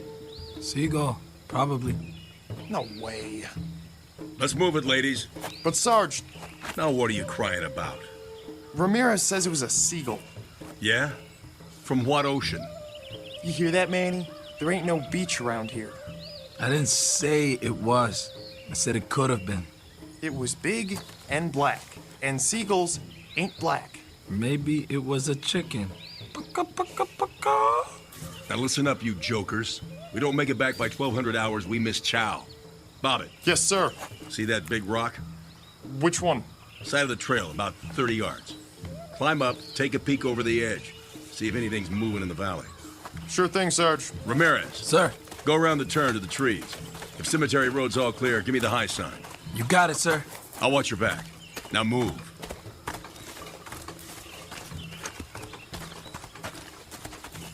Sarge wants to take a break.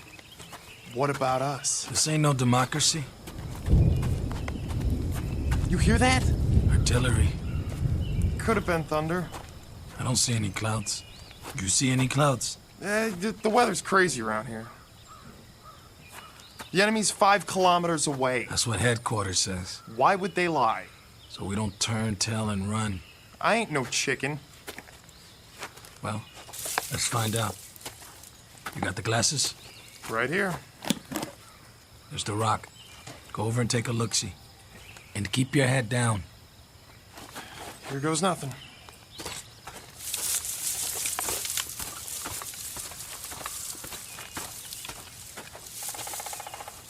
What do you see?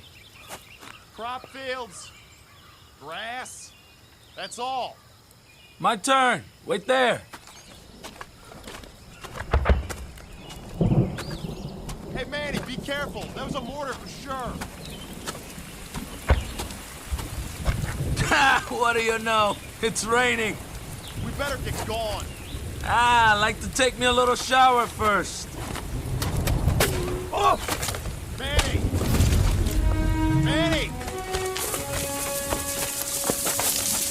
You're bleeding. Go back. Can you walk? I said go back. There's a sniper. I ain't leaving you here.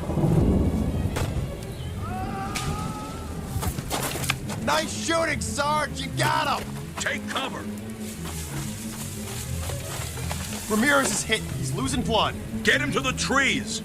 You were right. Hang on, Manny. It was a crow. I should have known. Crows are bad luck. Move! He can't walk. Lift his legs. It's too late. Promise me something. What?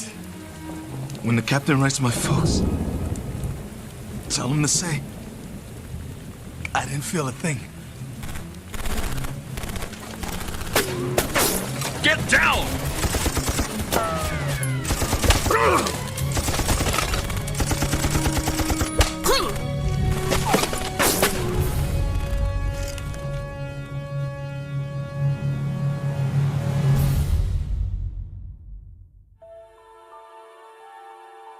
3 men on patrol, a mile from camp. A simple reconnaissance mission. Or it should have been. The year? Take your pick. The place? It might be any on a very long list. This army happens to be American, but there are a lot of uniforms out there. The men, though, never change. Their job is always the same, to stop the enemy. The question is, at what price? And what of those who wait, for whom their lives are beyond price? They can only pray that every man comes back alive. Some, however, never come back. This, then, is their story. Tale of those who fight and those who wait in the Twilight Zone. Company, attention! One! Squad 1! One! Squad 2! Two! Squad 3! Dear Mr. and Mrs. Ramirez, your son Manuel served in my company for... that's no good. Your son, Private First Class Manuel Ramirez, served under my command for the past 12 months. During that time, he exhibited courage and... Sir? Oh, Lieutenant, come in. I was just finishing the letters. You ready for me to type them up? Not quite yet. Oh, if I'm interrupting... No. I could use a break. Coffee, Captain? Oh, I've had plenty. Help yourself.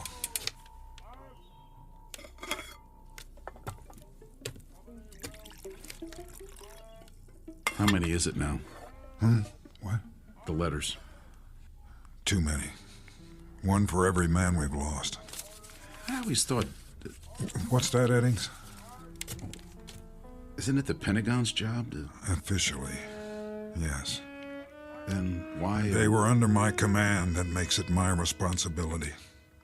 I see. Every one was somebody's son, or husband, or brother. They deserve more than a form letter. Frankly, sir, I don't know how you do it. Sitting here, writing? That's the easy part. Just the same time, I've been meaning to thank you. For what? I'm only the typist. Something I was never very good at. How many to go this morning? I've written Miller's family, Bobbitt's. Rough drafts, at least. That leaves Ramirez. I'd hope to have them done before the truck gets here. Well, you can always dictate. That wouldn't work. Why not? I'm pretty fast. I know you are, but I seem to be running out of words. At least the kind that mean anything. Well, let's give it a shot, sir. If you draw a blank, I'll make suggestions, and then I'll read it back. You have final say, of course. I'm afraid I'd drive you crazy. I tell you, we can do it. Just sit me down, give me some paper. You don't know what you're in for. All right. Okay. Ready when you are, sir. This is what I have so far. Dear Mr. and Mrs. Ramirez, your son, Private First Class Manuel Ramirez, served under my command for the past 12 months. During that time, he exhibited courage and, Dedication? Good. It was on the tip of your tongue, sir. I don't know what's wrong with me. Nothing's wrong with you. The fact that you took the time to write, believe me, Captain, that says a lot. His loyalty and motivation were an example to the entire company. It is therefore with the deepest regret that I write today to inform you.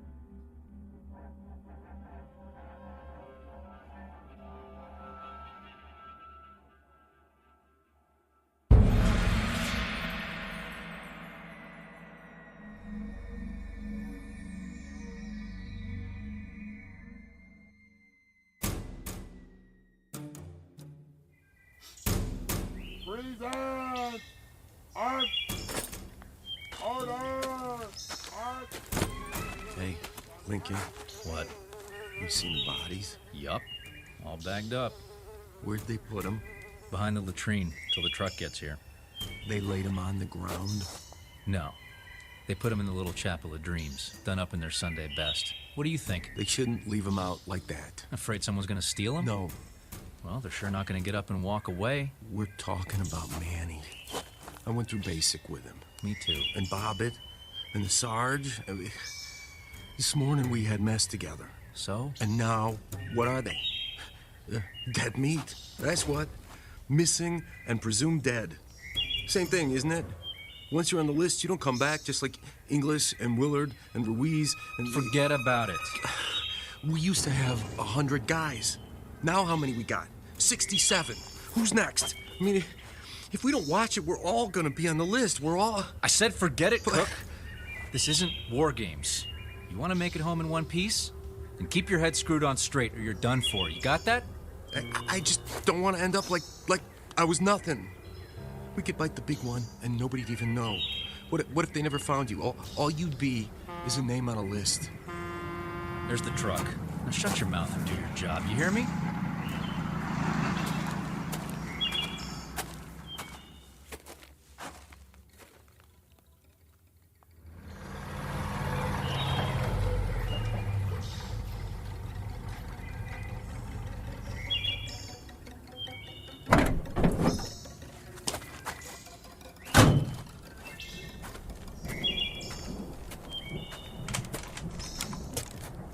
Gorman?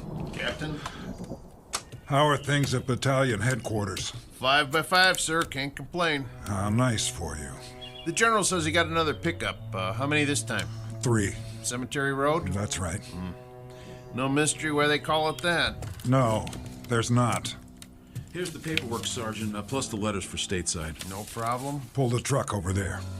Lincoln, you and Cook, load them up. Make sure they're tied down securely. Yes, sir. Well, I better get going while it's still light. They say there's a storm coming in.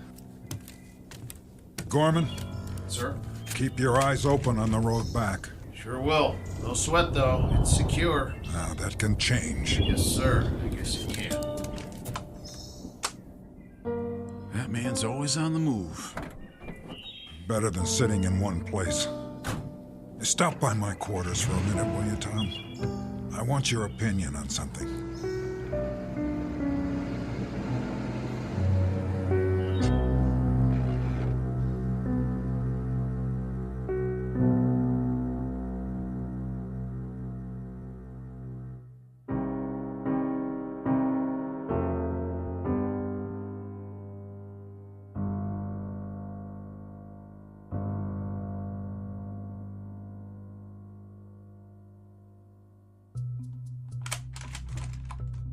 What is it, sir? Take a look at this. Map of the mountain?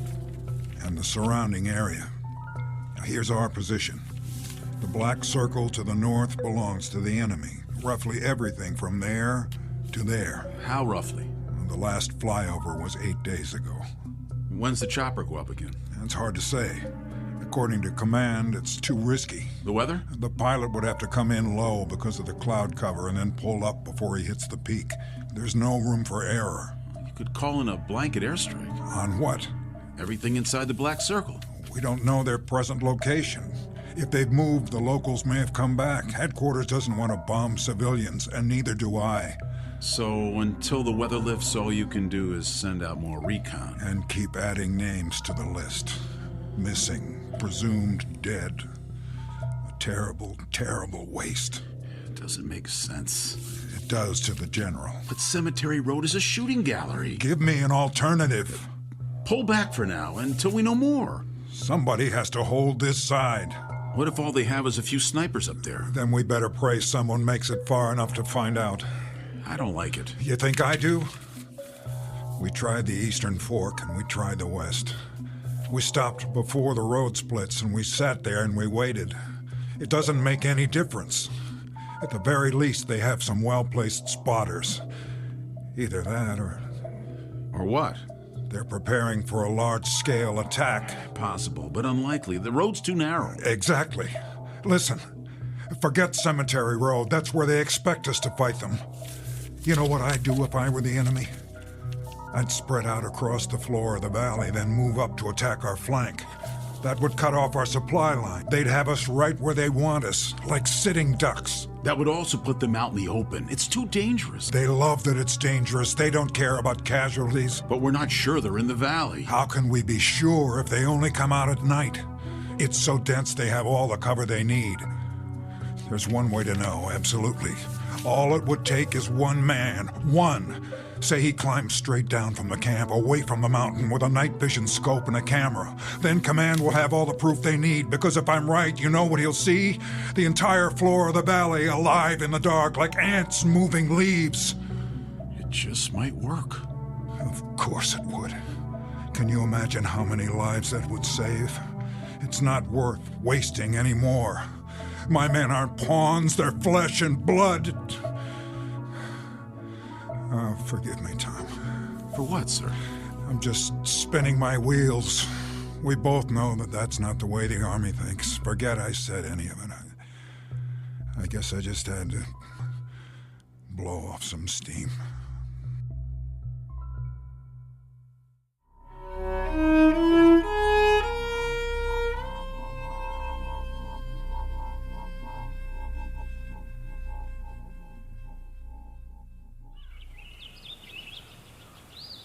That ain't the way that women are over here. They have women here?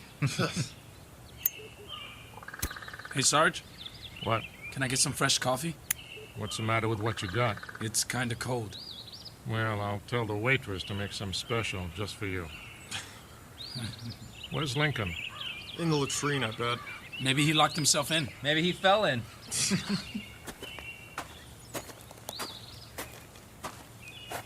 Well, it's about time. Sorry I'm late, Sarge. Where you been, Private? Looking for the lieutenant. Yeah? Where is he? Search me. Sit down, Jack, before you fall down. Any of you guys seen him? Not me. Me neither. Captain wants to know. Well, I thought... You thought what, Buck? Oh, nothing. The captain asked you a question. Well, it's like this. Last night I was trying to get some shut-eye, but I kept hearing a noise. So I looked around and... And what? I might have seen him. Where? Edge of camp. Had his pack on like he was heading out. But I know he wasn't on watch. And then all of a sudden he just disappeared. What do you mean?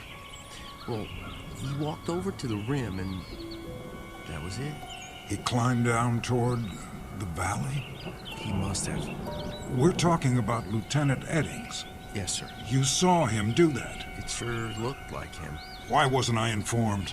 First I heard about it, Captain. You did a head count this morning? All here, except for the lieutenant. I thought he was helping you. The valley's off limits. You knew that, didn't you, Private? I figured he was going to do some stargazing. Why would you think that? He was carrying his night vision scope, which was funny because there weren't no stars. You know how the clouds are, so thick you can't see the moon. Sergeant Lowe. Sir. I want you to put together a search party. Right away. And don't show your faces back here until you've found him. Are we clear? Redmond, Trulick, Hernandez, you heard the captain. Grab your gear. Yes, sir. All right.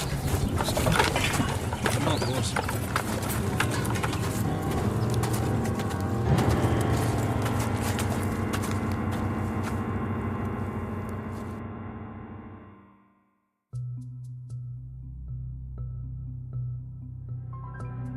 General? Captain? No, sir. This is Second Lieutenant Reber. The captain's right here. Hold on. General Hansler on the line. Thank you, Reber. General? Captain? What's your status? Repeat, please. What's that? It's the weather. It bounces the signal around. Update your status. We're still holding position. Any further losses? No, sir. Well done. Prepare to break camp. Say again? I'm pulling you off the mountain. You can't do that, General. I want you back at battalion before the rainy season. Not now, sir. What? I thought you wanted Blue Company out of there. Not yet. If we retreat now, there'll be nothing to stop them. I'll lay down artillery fire once you're out. But, sir, I still have a squad in the field. What's the mission? One last recon. We're about to pinpoint the enemy. I'm sure of it. How much longer? As long as it takes, General. For now, I could use some support on the supply road so I can get everyone out if they cut us off. How much support? How much have you got? I can spare a platoon, but only till your men are accounted for. Roger that, General. Sir. What is it, Reber? Did you say recon? That's a term the old man understands. It's been 4 days since the search party went out. Longer than that for ethics. What's your point? Well, shouldn't they be considered... Missing, presumed dead? After so long, I thought... You thought wrong. Yes, sir. The next step is always a regret to inform letter. That seals it. I don't want to write any more of those, not ever. Do you understand? I suppose I do. With a little luck, maybe just this once, I can buy them enough time for a second chance.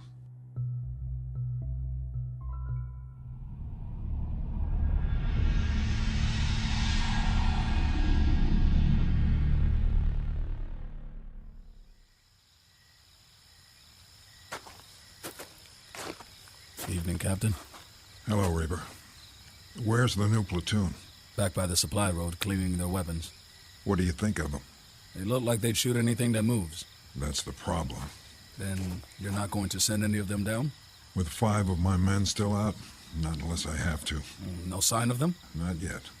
I'll call you on the walkie if I spot anything. Meanwhile, you ought to get some sleep, sir. I have 2 men standing watch. Which men? Privates Lincoln and Cook.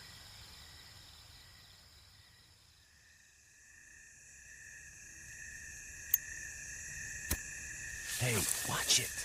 What's the matter? Somebody might see you. Like who? Somebody out there. Oh yeah, I forgot. The boogeyman? You want one? Nope. Might help calm you down. I don't need to calm down. Maybe you do, boy. All I need to do is fast forward my butt out of here before... What was that? The wind. There ain't no wind tonight. Maybe you're hearing things. Douse the cigarette, soldier. Evening, Captain. You know better than to light up out in the open. Sir, yes, sir. Anything to report? Nothing, sir. No movement down below? Not as such. You seem uncertain. Well, sir, you know how your eyes can play tricks on you. If you're scared of the dark. Are you? Heck no. I always said the nighttime was the bright time. You know, Draco the Dragon. I don't believe I've had the pleasure. Oh, well, I used to look at the stars when I was a kid. Had me a map that showed the constellations. Big Dipper, Little Dipper, Belt of Orion. I know them all. Plus, the meteor showers, where they was gonna be. I just lay out in the backyard and wait. Zip, there goes another one. Sometimes I'd make a wish. Of course, the stars look different here. Art? Yeah. The captain doesn't want to hear your life story. Quiet. Huh? What was that? I didn't hear anything. Let's have a look with the glasses. You see something? I'm not sure. What was it? Some sort of movement in the tall grass. Yeah? Reber? Yes, sir. I'm going down the side for a look around. Wait, sir. It may be nothing. I'll send some men. Negative. But, Captain... No one else. Not this time. Stand by. We'll go with you. No. Maybe the captain's right. He can't go alone. Cover me from here. But, Captain... And don't shoot any uniform that might be one of ours. Here. Use my glasses.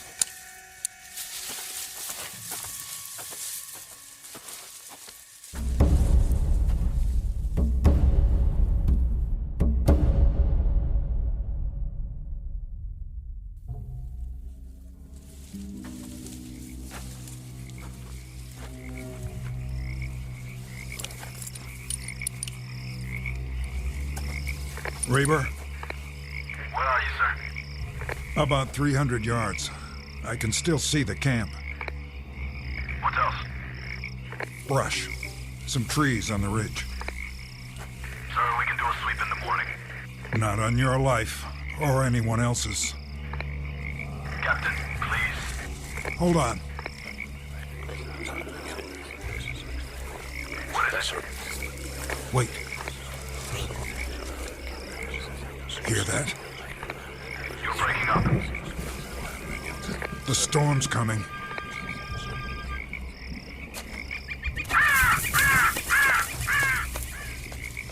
And that's not all. I'm sure of it. I'm losing you, Captain. There! What? In the lightning. I thought I saw it. Who goes there? Identify yourself. Are you hearing this? Signal. The terrain. Captain. Sergeant Lowe? Redmond, Hernandez, Krolik, did you find him? Where? What happened to you? Your uniforms and your faces. Sergeant, why don't you answer? Bring your men in. That's an order. Who's that behind you? Tom?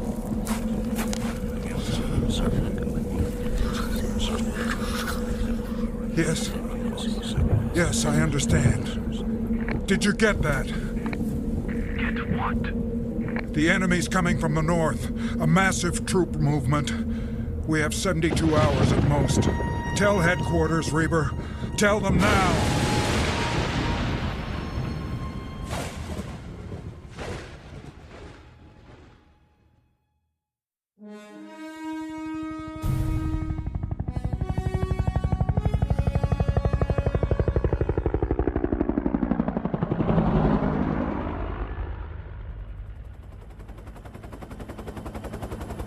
The storm's moved on. About time. Visibility good, sir. The mountain's straight ahead. Take it higher. You sure? Yeah, today we're flying over the peak. Well, I guess it's okay if we can see it.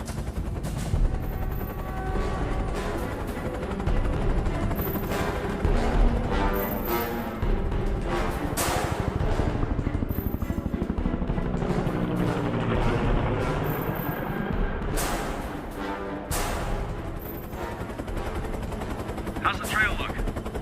West side's clear. The valley, too. You think the enemy pulled out? They must have. Their kind don't usually give up. Well, they could have reinforcements on the way. No ground troops in sight. The boys will be glad to hear it. There's Blue Company down below. Take her back now, Major? Maintain course. How far? North. A few kilometers. General's orders. How come? You think there's more coming? That's what we're going to find out. Increase altitude.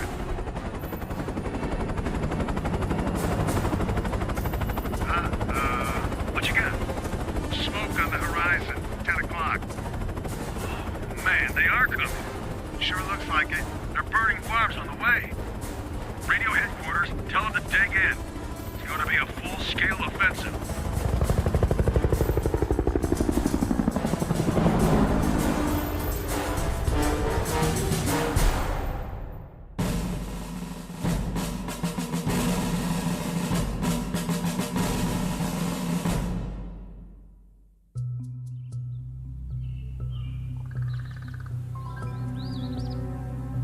Jack? Yeah. You seen the captain? He'll be along. You can set your watch by it. That's the truth. Every 15 minutes. That's all he does, walking back and forth, checking the valley. Sentries ain't good enough for him. Still nothing down there. Then why aren't we moving out? Ask him yourself. Here he comes. Private Cook. Yes, sir? Report. Big fat zero. You're positive? Stone dead, Captain. What are we supposed to be? Be quiet. But, sir... Quiet. What is it? I thought I heard them. Who? Don't play dumb with me, Private. I'm not, sir. I mean... You know Sergeant Lowe, don't you? Know him? Why, sure. And Private Redmond? Yeah. And Hernandez and Krolik and Lieutenant Eddings? We know all of them, sir. Or we did. Then you should have no trouble recognizing them. Huh? They may have trouble getting up the side. It's still muddy. Let me know at the first sign. Yes, sir. He's losing it. Big time. Don't he know they're dead meat by now?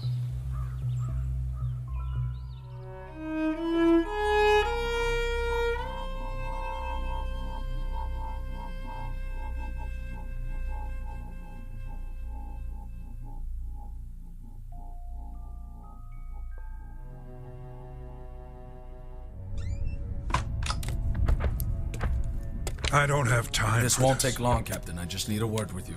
What's this about? If you wouldn't mind sitting down for a minute. I have to get back to my watch. With all due respect, sir, we're running out of time. There's a big push coming from the north. We have aerial confirmation. Yeah, just as they said. Who? The men in the field. You heard them yourself. Sorry. I didn't. Afraid all I could hear was static. But you saw them. I don't know what I saw. Went in the grass. Does wind have the ability to speak? Captain, all I know is we have to break camp now, before sundown. The trucks from battalion are on the way. It's too soon. The order comes from the general himself. I'm still in command. Sir, you don't have a choice. We need to hold the perimeter. In a few hours, there'll be infantry here, plus heavy artillery. They won't need us. I can't leave. My men. There are 62 other men whose lives depend on it. 67. 5 of whom are now missing and presumed dead. Isn't that true? I saw them. What did you see? Shadows? It was too dark. There was lightning. You saw what you wanted to see. How long since you've slept? They were there, I tell you. Lowe, Hernandez, Redmond, Krolick, and Eddings. You saw their faces? Some of them didn't have much left, rotting away like their uniforms. But in the lightning, I saw burned skin and wounds, horrible wounds.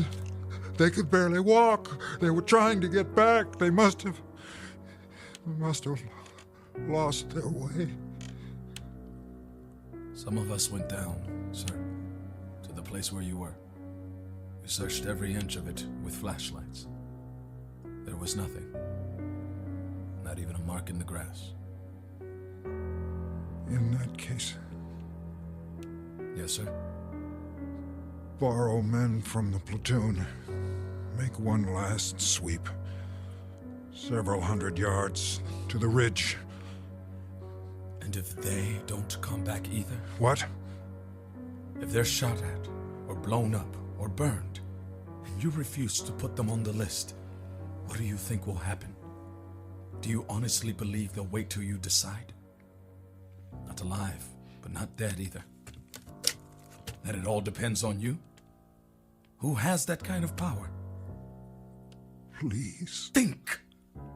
What if you never write another letter about another GI? Will they stay that way forever? The living dead? The undead? What if God Almighty goes on strike and nobody ever gets cut down again? For heart attacks or disease or old age or anything else? There'd be no room left on Earth. Is that really what you want? Then what? Listen to me. It's over. You can't save them all.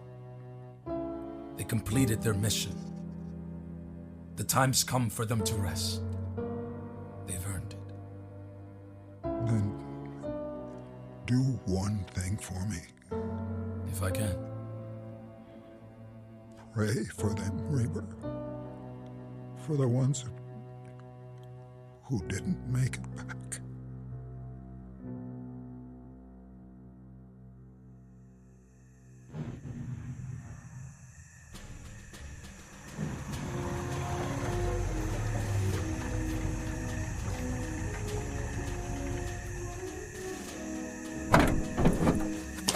Okay, everybody out. Unload the trucks. Sir, yes, sir. Yes. Okay. On the double. Let's go, let's go, let's go. Move, move. Gorman? Hi, Lieutenant. Bet you're glad to see me. Am I happy? New company's packed up and ready to roll. We'll turn around and head back as soon as I get everybody emptied out. We didn't leave them much. It's all right. We're gonna camp out under the stars tonight. Tell them to make a wish. Sir, you're in the first vehicle, front seat. Thank you, Sergeant. How many men? 62. Exactly. See you at headquarters, Captain. Reaper? Yes? I'd like you to ride with me.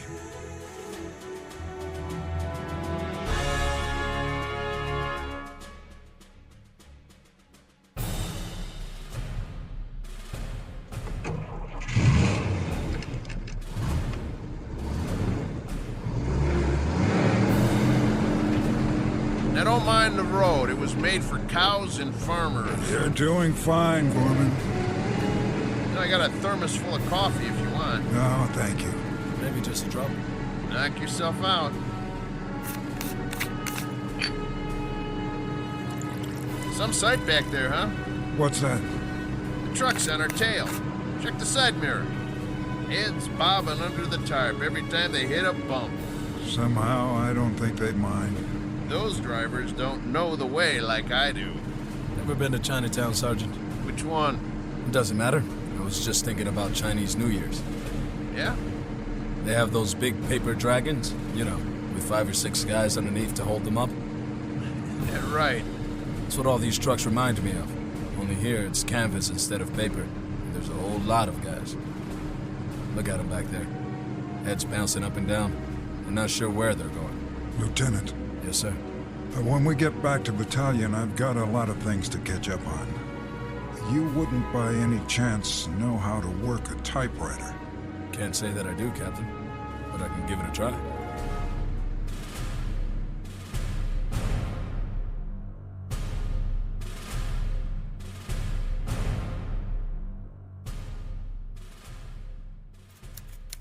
Dear Mrs. Eddings, in the course of my military career, I never had the privilege of serving with so promising an officer as your husband.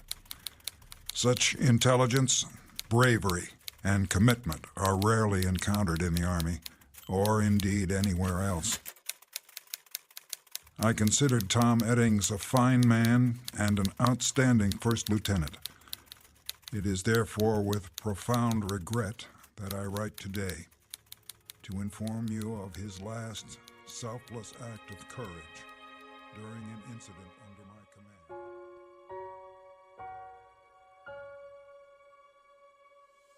command. Incident on a Mountainside, a fable to file under ghost stories, or perhaps a brief side trip on the road to understanding.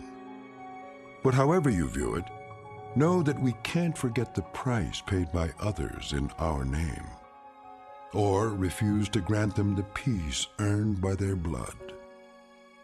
Such matters never die, here or in the Twilight Zone.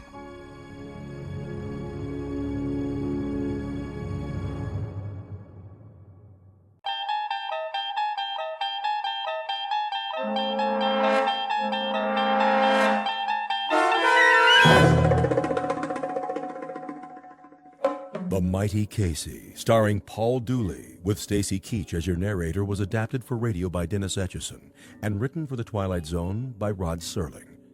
Heard in the cast were Christian Stolte, Joby Cerny, Jeff Lupetin, Alex Sopener, Kurt Nabig, Derek Purcell, Roger Mueller, Elizabeth Lido, Carl Amari, Jason Mallow, Doug James, and Vince Amari. This copyrighted radio series is produced and directed by Carl Amari for Falcon Picture Group. Doug James speaking.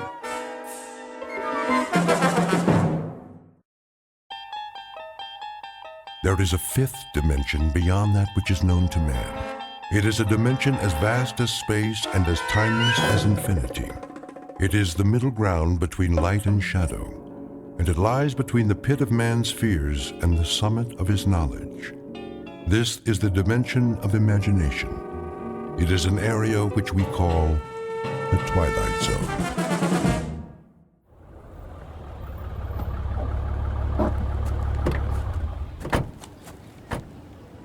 Okay, Pete, let's mark it off. Starting where? The dugout. Run a chalk line in front of the fence all the way to the gate so they can bulldoze it flat. Wait, what's the dugout? Where the team would wait. They'd sit on the bench, shoot the bull. Sometimes McGarry'd chew 'em out but good. Oh, I know what a dugout is. But why'd you call it that? I don't see any bench. Not now you don't. Used to be right over there, under the bleachers. Near home plate. Okay, I get it. This place used to be a ballpark. Of course, that was before my time. Yeah, I'll bet it was. I always thought this was a track for motocross and monster trucks. My old man used to take me before it was a swap meet, I mean. That right. There was just one truck, the Grave Digger. Oh, man, you should have seen it. Big old tires, roll right over anything. How old are you, kid? Me, 22. 22? I was out of high school before you were born. You know what? You really missed a lot. Yeah, Pops, back in the day. Hey, you ever see the monster trucks? Afraid I missed that. Ever see the Zephyrs? The what? Only the greatest ball club there ever was. Sure. That's why I never heard of them. Yeah, World Series champs, huh? They could have been. Let me tell you. And they almost did. 1 year in particular. We better get back to work, Corrigan. Wait a while, kid. I want to tell you a story. You bring your lunch? Sure, I brought it in the truck. Then let's take a load off. Good time for a break. It's okay by me.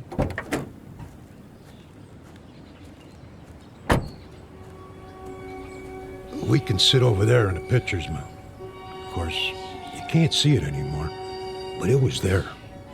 Fletch was the regular pitcher. He was a nice guy, but he had an arm like an old lady. Then one day out of the blue. Oh, you're not going to believe this. Oh, one day what? Well, it was, must have been July. Yeah, that's it. Middle of the season, everybody was talking about the Giants, how good they look, what a lineup, blah, blah, blah. The Zephyrs were stuck in a toilet. Then one day, McGarry, that was the manager, he called for open tryouts. Why not? Couldn't be any worse than what we had. And that was when he came along. Didn't look like much. But when he wound up, man, what an arm. Who? I'm getting to it. Better start at the beginning. It was a hot one that year. No rain, the sun beating down.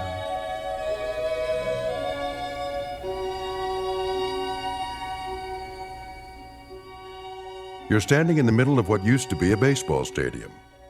Now the grandstand is falling apart, the field is covered with weeds, and the men who played here are nothing but ghosts. But believe it or not, this was once home to a major league team known as the Hoboken Zephyrs. Never heard of them? That's not surprising, unless you're one of the old-timers. Today it holds only memories and no sound except the wind that stirs in the high grass of the outfield. A wind that on occasion still carries a faint, eerie echo of the crowd that once sat in those bleachers.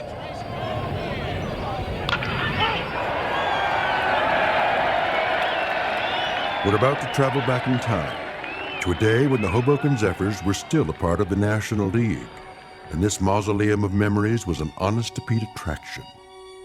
But since it's strictly a story of make-believe, we must begin this way. Once upon a time, in New Jersey, a most unusual event happened on the way to the ballpark. In a moment, you'll meet the cause of that event, a left-hander named Casey. Not the most original of monikers, but that's what he was called. So sit back, grab a hot dog and a bag of peanuts, and get ready for the playoffs. Because this particular broadcast is brought to you live from the Twilight Zone. And now, The Twilight Zone and our story, The Mighty Casey, starring Paul Dooley, with Stacy Keach as your narrator. All right, new guys, let me see what you got. Give me 50 jumping jacks. Make it 100. Make it 100. Then take a lap around the field. 2 laps. You got it, McGarry. Of course, if we burn them out too fast... They better learn to hustle or they're out of here. Okay, Mouth, you say so. Let me hear you count. 9, 10, 11, 12, 13, 14, 15. Morning, McGarry. Beasley. 4 great-looking boys, huh? The one with the black socks and the Florsheim's brought a note from his mother. Who are you expecting, the All-Stars? Post a sign for open tryouts in a last-place club that happens to be 31 games out of first place, and this is what shows up. You never know, I guess. Might be some talent out there. Yeah, and you might be Yogi Berra. I can't make something out of nothing. You're the owner of the club. You gotta give me some ball players. Think you'd know what to do with them if I did? 20 games out of 4th place, and the only big average we've got is a manager with the widest mouth in the business. When the Zephyrs win 1 game, we gotta call it a streak. Buddy boy, when contract time comes around, you don't have to. Sure, you let me go, Who you gonna get? Now think of something. You can always manage the team yourself. One more time, Fletch. Ugh, trying to get it over the plate. You okay, Monkey? I must have slept funny on my arm last night. How's the team doing? Are you kidding? Last week, Fletch pitched 4 innings and only gave up 6 runs. That makes him our most valuable player of the month. Hey! Hey! Okay, let's see some sweat out there. New guys, take a lap. We gotta do it. Jeez, it just goes on forever and ever. I get it. Dugout. What? Who? Just a minute, I'll ask him. McGarry! Yeah? You want to look at a pitcher? You mean someone besides Fletcher? Now, why would I want to do that? Send him down. New boy? Gotta warn you, he's a lefty. Lefty, schmefty. If he's got one arm that works, he's for us. Hey, Monk! Yeah? Fletch can take it easy now. I got a new boy coming in. Catch a few for him? Yeah, sure, Miles. Yeah, okay, Fletch. Go on, shower up. Check.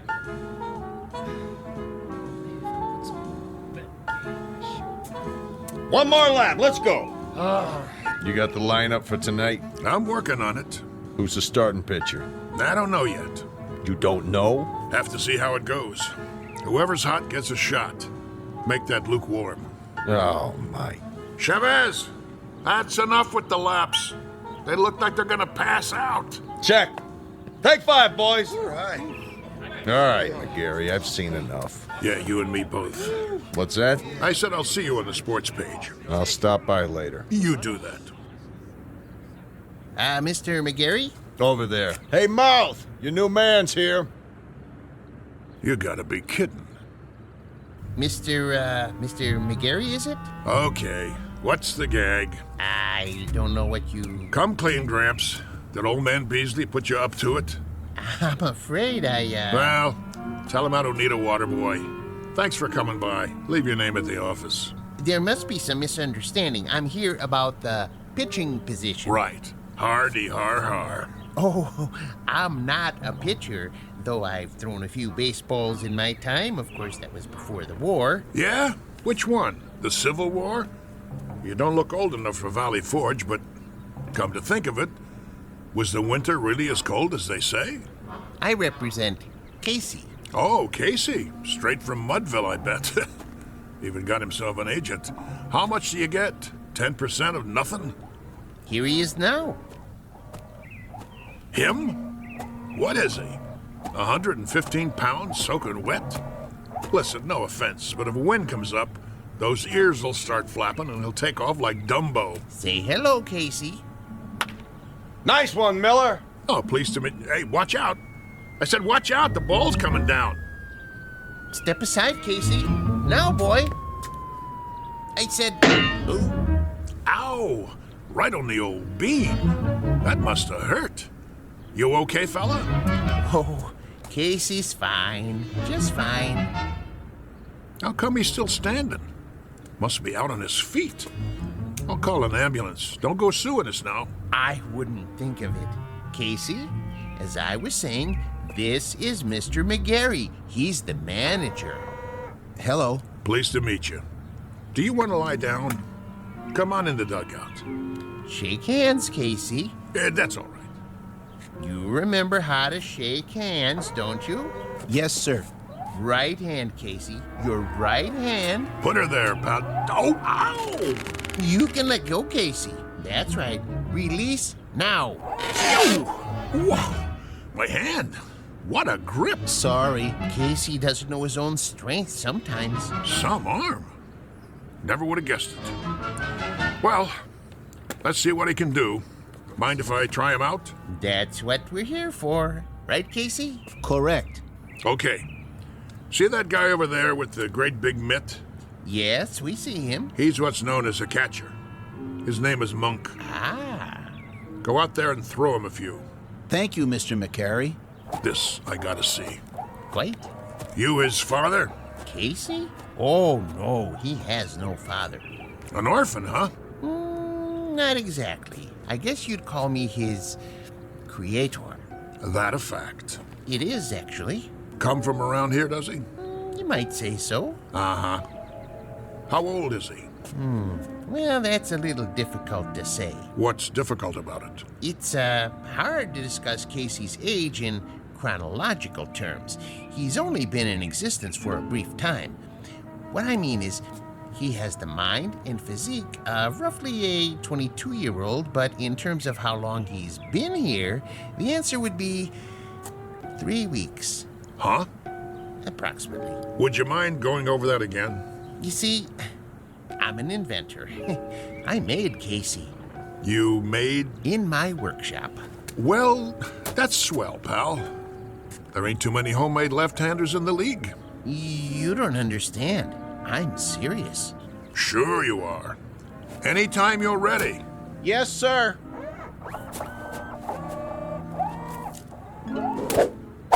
Oh, jeez Louise. That's his fastball. Try a curve now, Casey.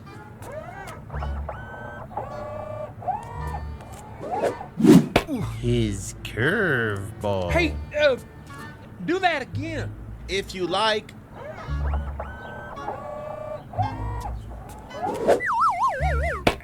Hey! What was that? We don't have a name for it yet. Go ahead now, Casey. Don't hold back.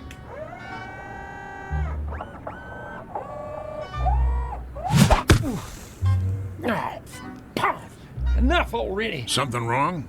Wrong? What, you see him? That kid, he picks up where Feller left off.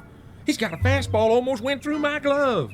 And a curve, and a hook, and a knuckler, or whatever you want to call it. He got control like he uses radar. Oh, it's the best pitcher I ever caught in my life. Thanks, Monk. That's enough for today. I swear, I never seen anything like it. He don't even pitch like a human being. Precisely. Well, he's still rough, Gramps. He's plenty rough, but I might give him a try. If he can do the same thing when there's a game on. Oh, he can do it. Consistency's not a problem. He's a robot, you know. Don't say that. Don't ever say the word R-O-B-O-T-T around here. We'll just keep that one between us, okay? Did you like my pitching, Mr. McGarry? You might have a little potential, Casey, like I told Mr. Stillman here. Professor. The Professor Stillman. You're awful rough around the edges, but I think maybe we could give you a shot. I like to help young ball players. Now you go on into the locker room and find a uniform that fits.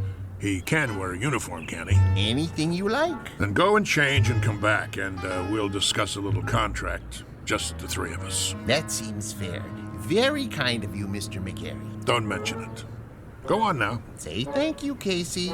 Thank you, Casey. Thank you, sir. Come along. You're going to be a real baseball player now, just like I promised you. Isn't that wonderful? Yes. Wonderful.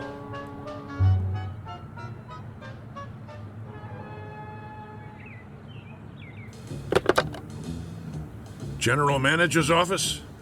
This is McGarry. Now listen. Draw up a contract. New pitcher, name of Casey. No, I don't know his last name. Leave that part blank. Just do it. The only thing that's between us and a pennant now is if this guy's battery goes dead or he rusts in the rain. Never mind what I mean. Draw up the contract before he gets away.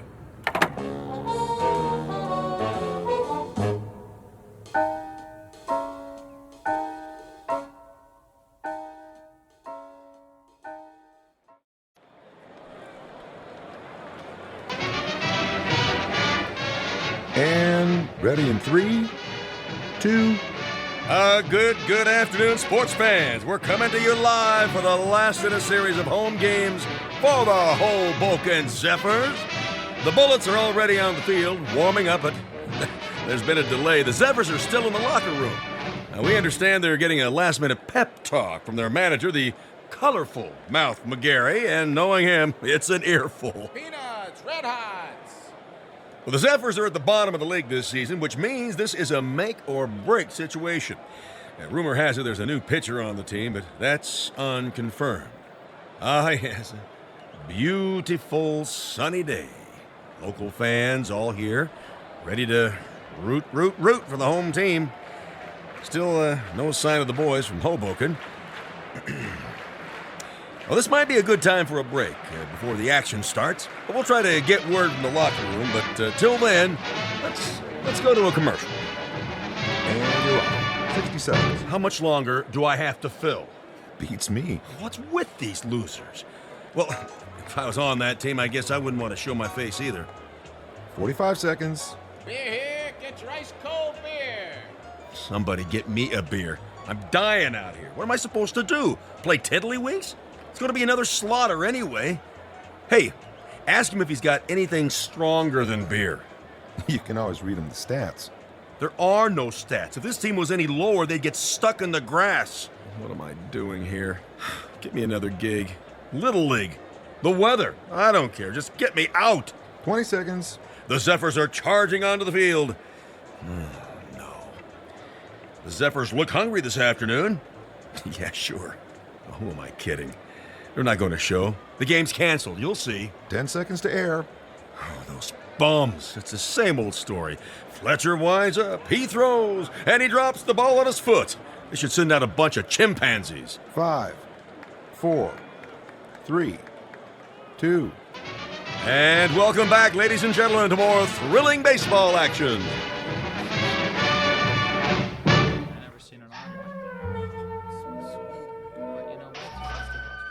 All right, you got the signals down now, kid?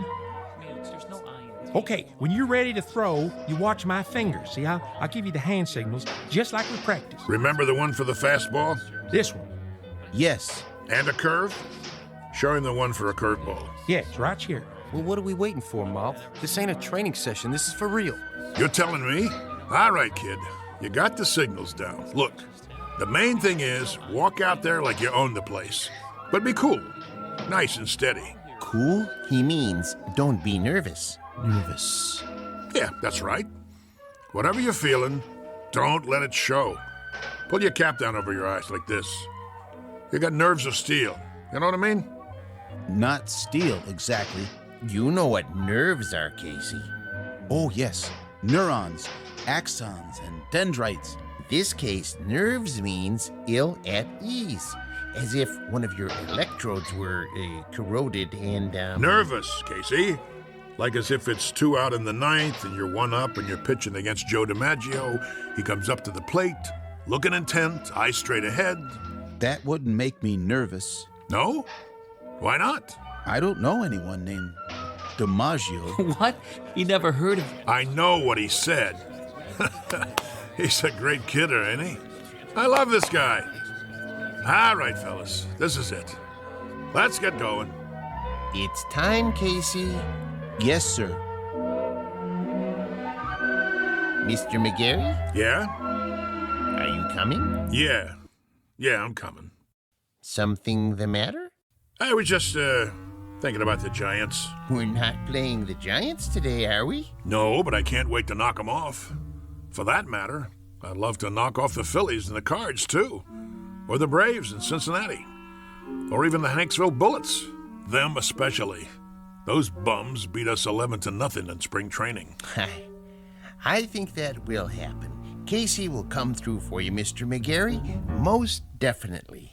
You never told me. What have you got riding on this? What's your angle? With Casey? My interest is purely scientific. I know he's a Superman of sorts, but I need to have that proven under test conditions. You mean you can't guarantee he'll work? Oh, I have no doubts. Once I built a home economist to run my house. Marvelous cook. I gained 46 pounds before I had to, dismantle her.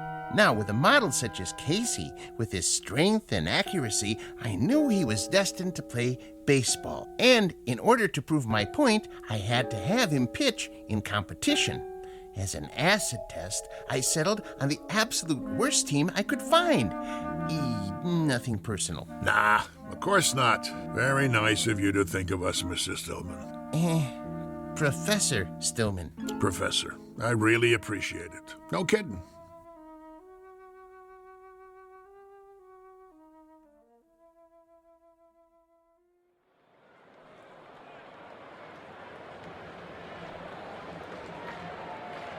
You can feel excitement in the air as the Zephyrs take to the field. Hey, you bums, do something. The pressure's on the home team, tensions are high, and there's a groundswell of support as this new pitcher approaches the mound. Well, it's do or die today. Fletcher's on the bench, and the new man, the only name I have is Casey, and frankly, he doesn't look like much. But his metal's about to be tested, to coin a phrase. Go home, kid. Your mother's calling you. The umpire signals for the start of the game. Play ball. The ball is whipped around the infield, and now the second baseman is hand-carrying it over to Casey. He rubs it off on his jersey and hands it to him. The pitcher is, yes, he finally takes it. He turns to face the batter, waiting for a signal. Here's the windup. He throws. The batter swings. Steve Reichman. I must have missed that one, folks.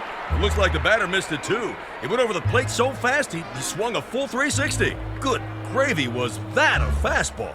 Lucky pitch. Let me see you do that again. Take your best shot. Second pitch.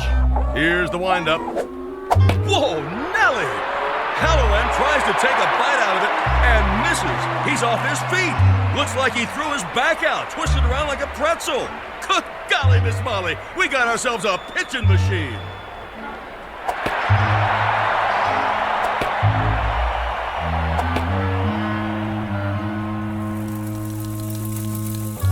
In baseball news, here's a cutie for you. Seems there's a rookie in Hoboken who's pitched 3 straight shutouts. They said it couldn't be done, but with a blistering performance to sew up 9 in a row. In a stunning comeback, the Zephyrs zoom to 4th place in the National League as Casey gets ready for number 14. And that makes 3 more no-hitters for the mighty Casey. The Zephyrs are locked into 1st place. Questions in the news this morning about the mysterious Casey.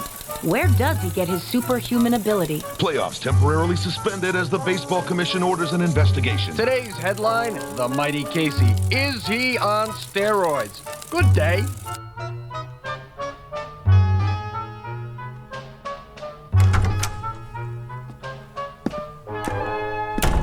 All right, Casey, if you just relax. What do you mean?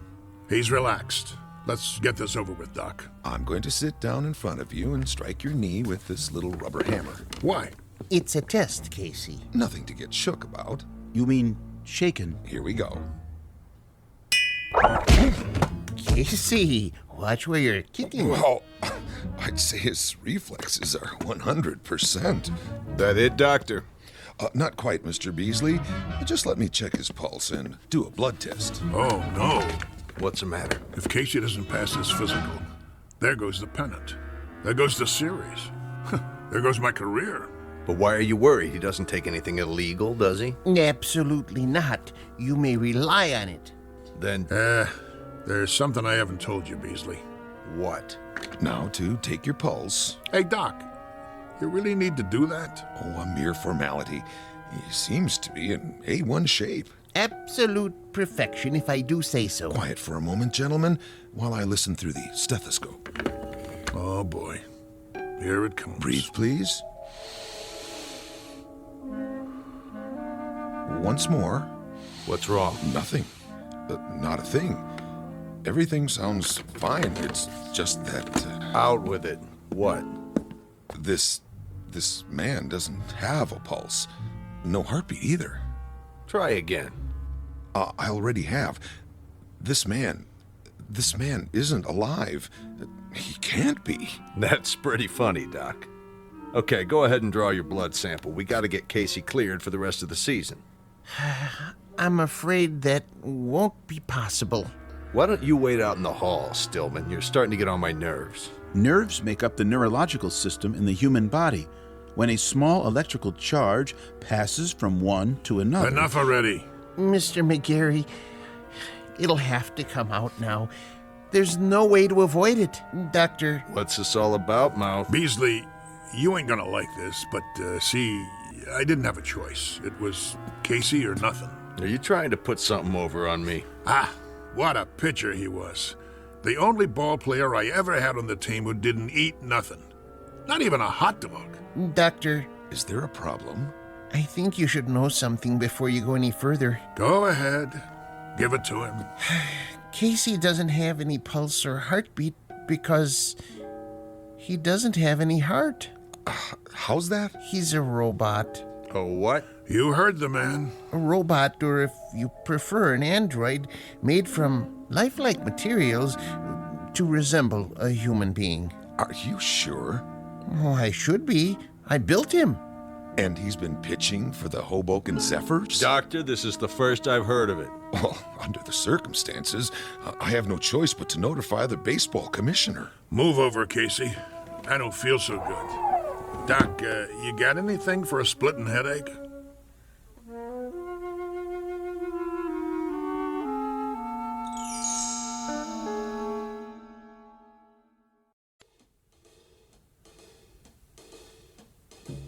McGarry, you gave me your word. Yeah, that the team would win. I didn't say nothing about Yes, you did. You brought me Casey, and I said I never seen anything like him. Did I lie? Not as such, but you can't run roughshod over the rules. I'm holding you in breach of contract. Me? What did I do? I got you a winner. Know how many tickets we sold? You never had such a season. All right. Knock it off, you two. I'm the commissioner, and I say he's suspended. That's final. On what grounds? He didn't take no illegal substances. He doesn't have to. Everything about him is illegal, from the top of his head to the cleats on his shoes. He's a machine. So? Article 6, Section 2 of the Baseball Code, I quote, "A team should consist of 9 men." End quote. Men, understand? Not robots, or vacuum cleaners, or mix-masters. Commissioner, perhaps there's another way of looking at this. For all intents and purposes, he is human. Casey, would you mind saying a few words?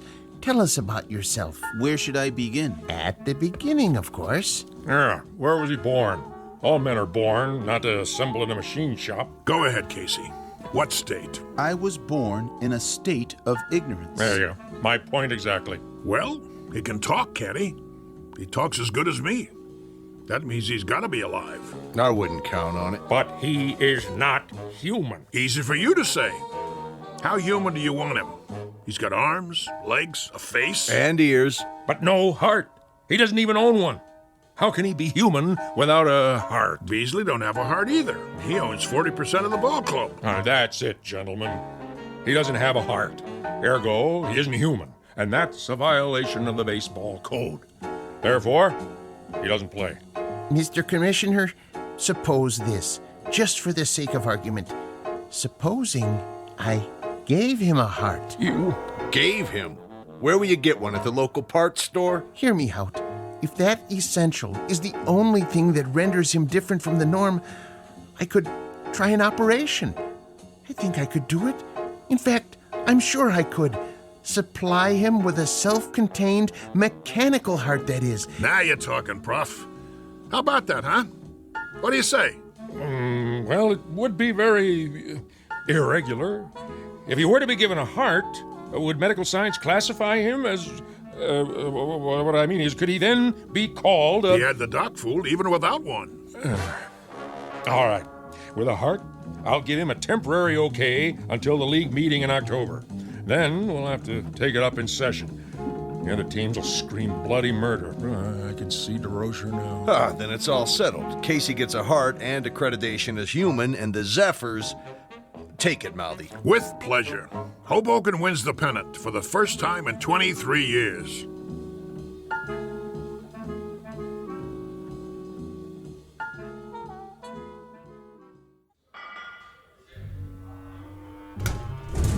So, where's Casey? Search me. He's supposed to be here. Yeah, well, thank you very much, operator. Well, how's Casey? Is he coming? I don't know. What do you mean you don't know? The operator can't get an answer at Stillman's house. Well, maybe he's in the middle of the operation. So he's in the middle of the operation. What's the matter? He can't use one hand to pick up the phone? We can't wait no longer. I gotta turn in the starting lineup. Corrigan? Yeah, Mouth? You'll pitch tonight. All the rest of you, same as before. Now listen, you guys. That's the enemy out there. That's the New York Giants. And while we're out there playing, a fella named Casey is lying on a table struggling to make it. And I know that the last words out of his mouth before the knife went into his chest were, "Go on out there and win one for me." And I'm going to tell you something else, fellas. From now on, there's going to be a ghost in that dugout. Every time you pick up a bat, look over to where Casey used to sit, because he'll be there in spirit, rooting for us, cheering for us, yelling, "Go, Zephyrs, go!" Hello. Oh, hi there, Professor. And I'm going to tell you something else about him. He has heart. Not a real heart, maybe, but that guy who's lying there with a great big hole in his chest, he... Hello, Mr. McGarry. Hello. Now, as I was saying... Casey? Hey, how you doing? Hey, welcome back. All right. Knock it off. Quiet in here. Sorry we're late. Well, you got something to tell me? Go ahead, Casey. Listen, Mr. McGarry. I'm listening. He means his chest. Put your ear against it. Go ahead. Okay. Hear it, sir? I hear it. Casey, you got heart. And look at that smile on his face. That's the one thing I could never get him to do. Smile. How do you feel, boy? I feel... Well, frankly, I feel wonderful. Just wonderful. I feel togetherness with everybody. Then, let's go team! Yeah. Casey starts tonight. The new Casey. Now let's get out there and show him what we're made of.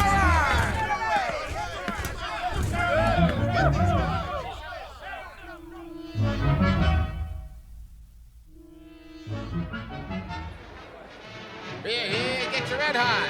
Ladies and gentlemen, boys and girls, this is what we've all been waiting for, the big one. Oh, there's joy in Hoboken tonight, let me tell you. I wouldn't miss this one for the world. One of the greatest comeback streaks in history. Casey takes the pitcher's mound. The umpire signals the start of the game. Casey winds up. He throws.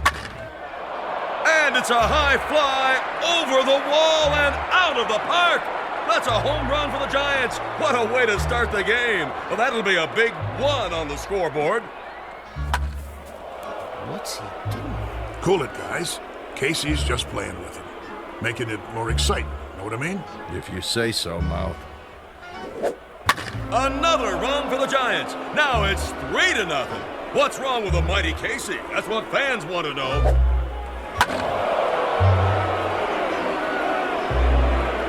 And it's all over. A shutout for the Giants. Looks like Casey's streak is history.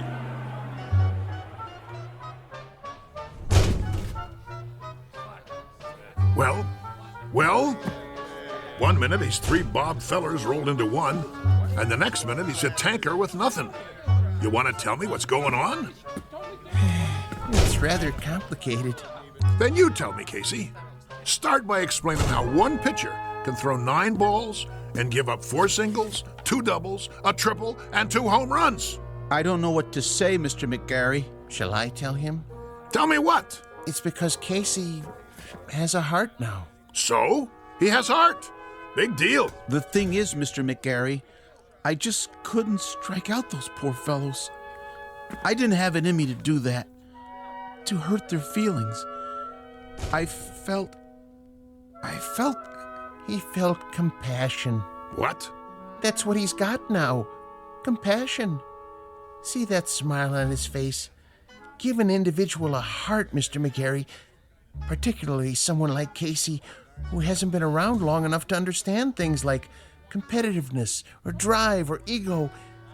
And it's bound to happen. Oh, my aching back. I'm sorry, Mr. McGarry. I just couldn't hurt their careers. Professor Stillman thinks I should go into social work. I'd like to help people. That's what happens to you. Should I tell you what happens to me? I get shipped off to a baseball farm system that consists of 1 silo and a McCormick Reaper. The only thing we get come spring is a wheat crop. Right now, I'm gonna go have me a drink. Oh, Mr. McGarry. What do you want? I was wondering if I might come with you. What for? Do you mind, Casey? Oh, don't worry about me, sir. You go ahead. Good, good. Now, Mr. McGarry, I've been doing some thinking. About what? The characteristics necessary to make a great baseball player. I figured out the mechanism for hooks and curves and sliders, and I think Casey is the perfect height. But when it comes to temperament, motivation, attitude, that sort of thing, there may be a better way. Such as? I might be persuaded to build another model, new and improved, who would work out even better. I could have him ready, say, for next year's spring training? Who's gonna pay for it? Oh, I've got the funding, don't worry. But I thought if we could go over the plans together. What do you got in mind? Let me draw you a picture.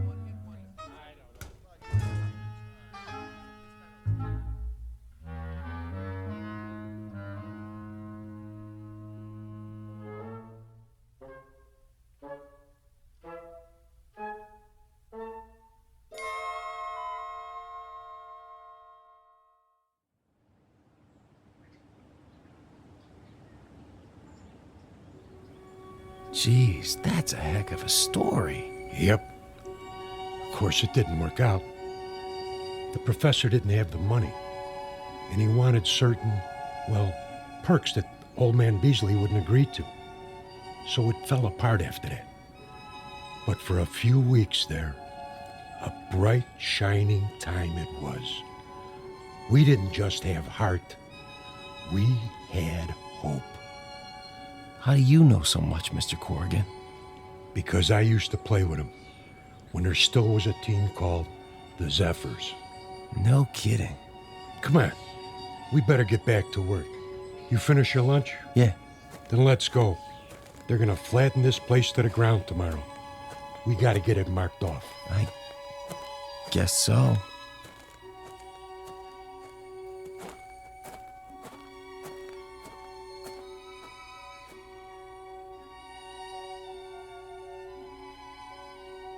Once upon a time, there was a Major League Baseball team called the Hoboken Zephyrs, who, during the last year of their existence, wound up in last place and shortly thereafter were consigned to oblivion.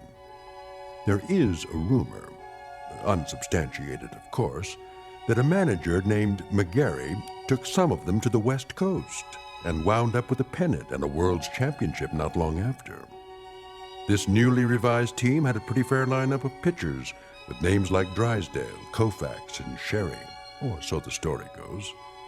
So if you're interested in where any of those now famous gentlemen really came from, here's a tip. Just check under B for baseball in the Twilight Zone.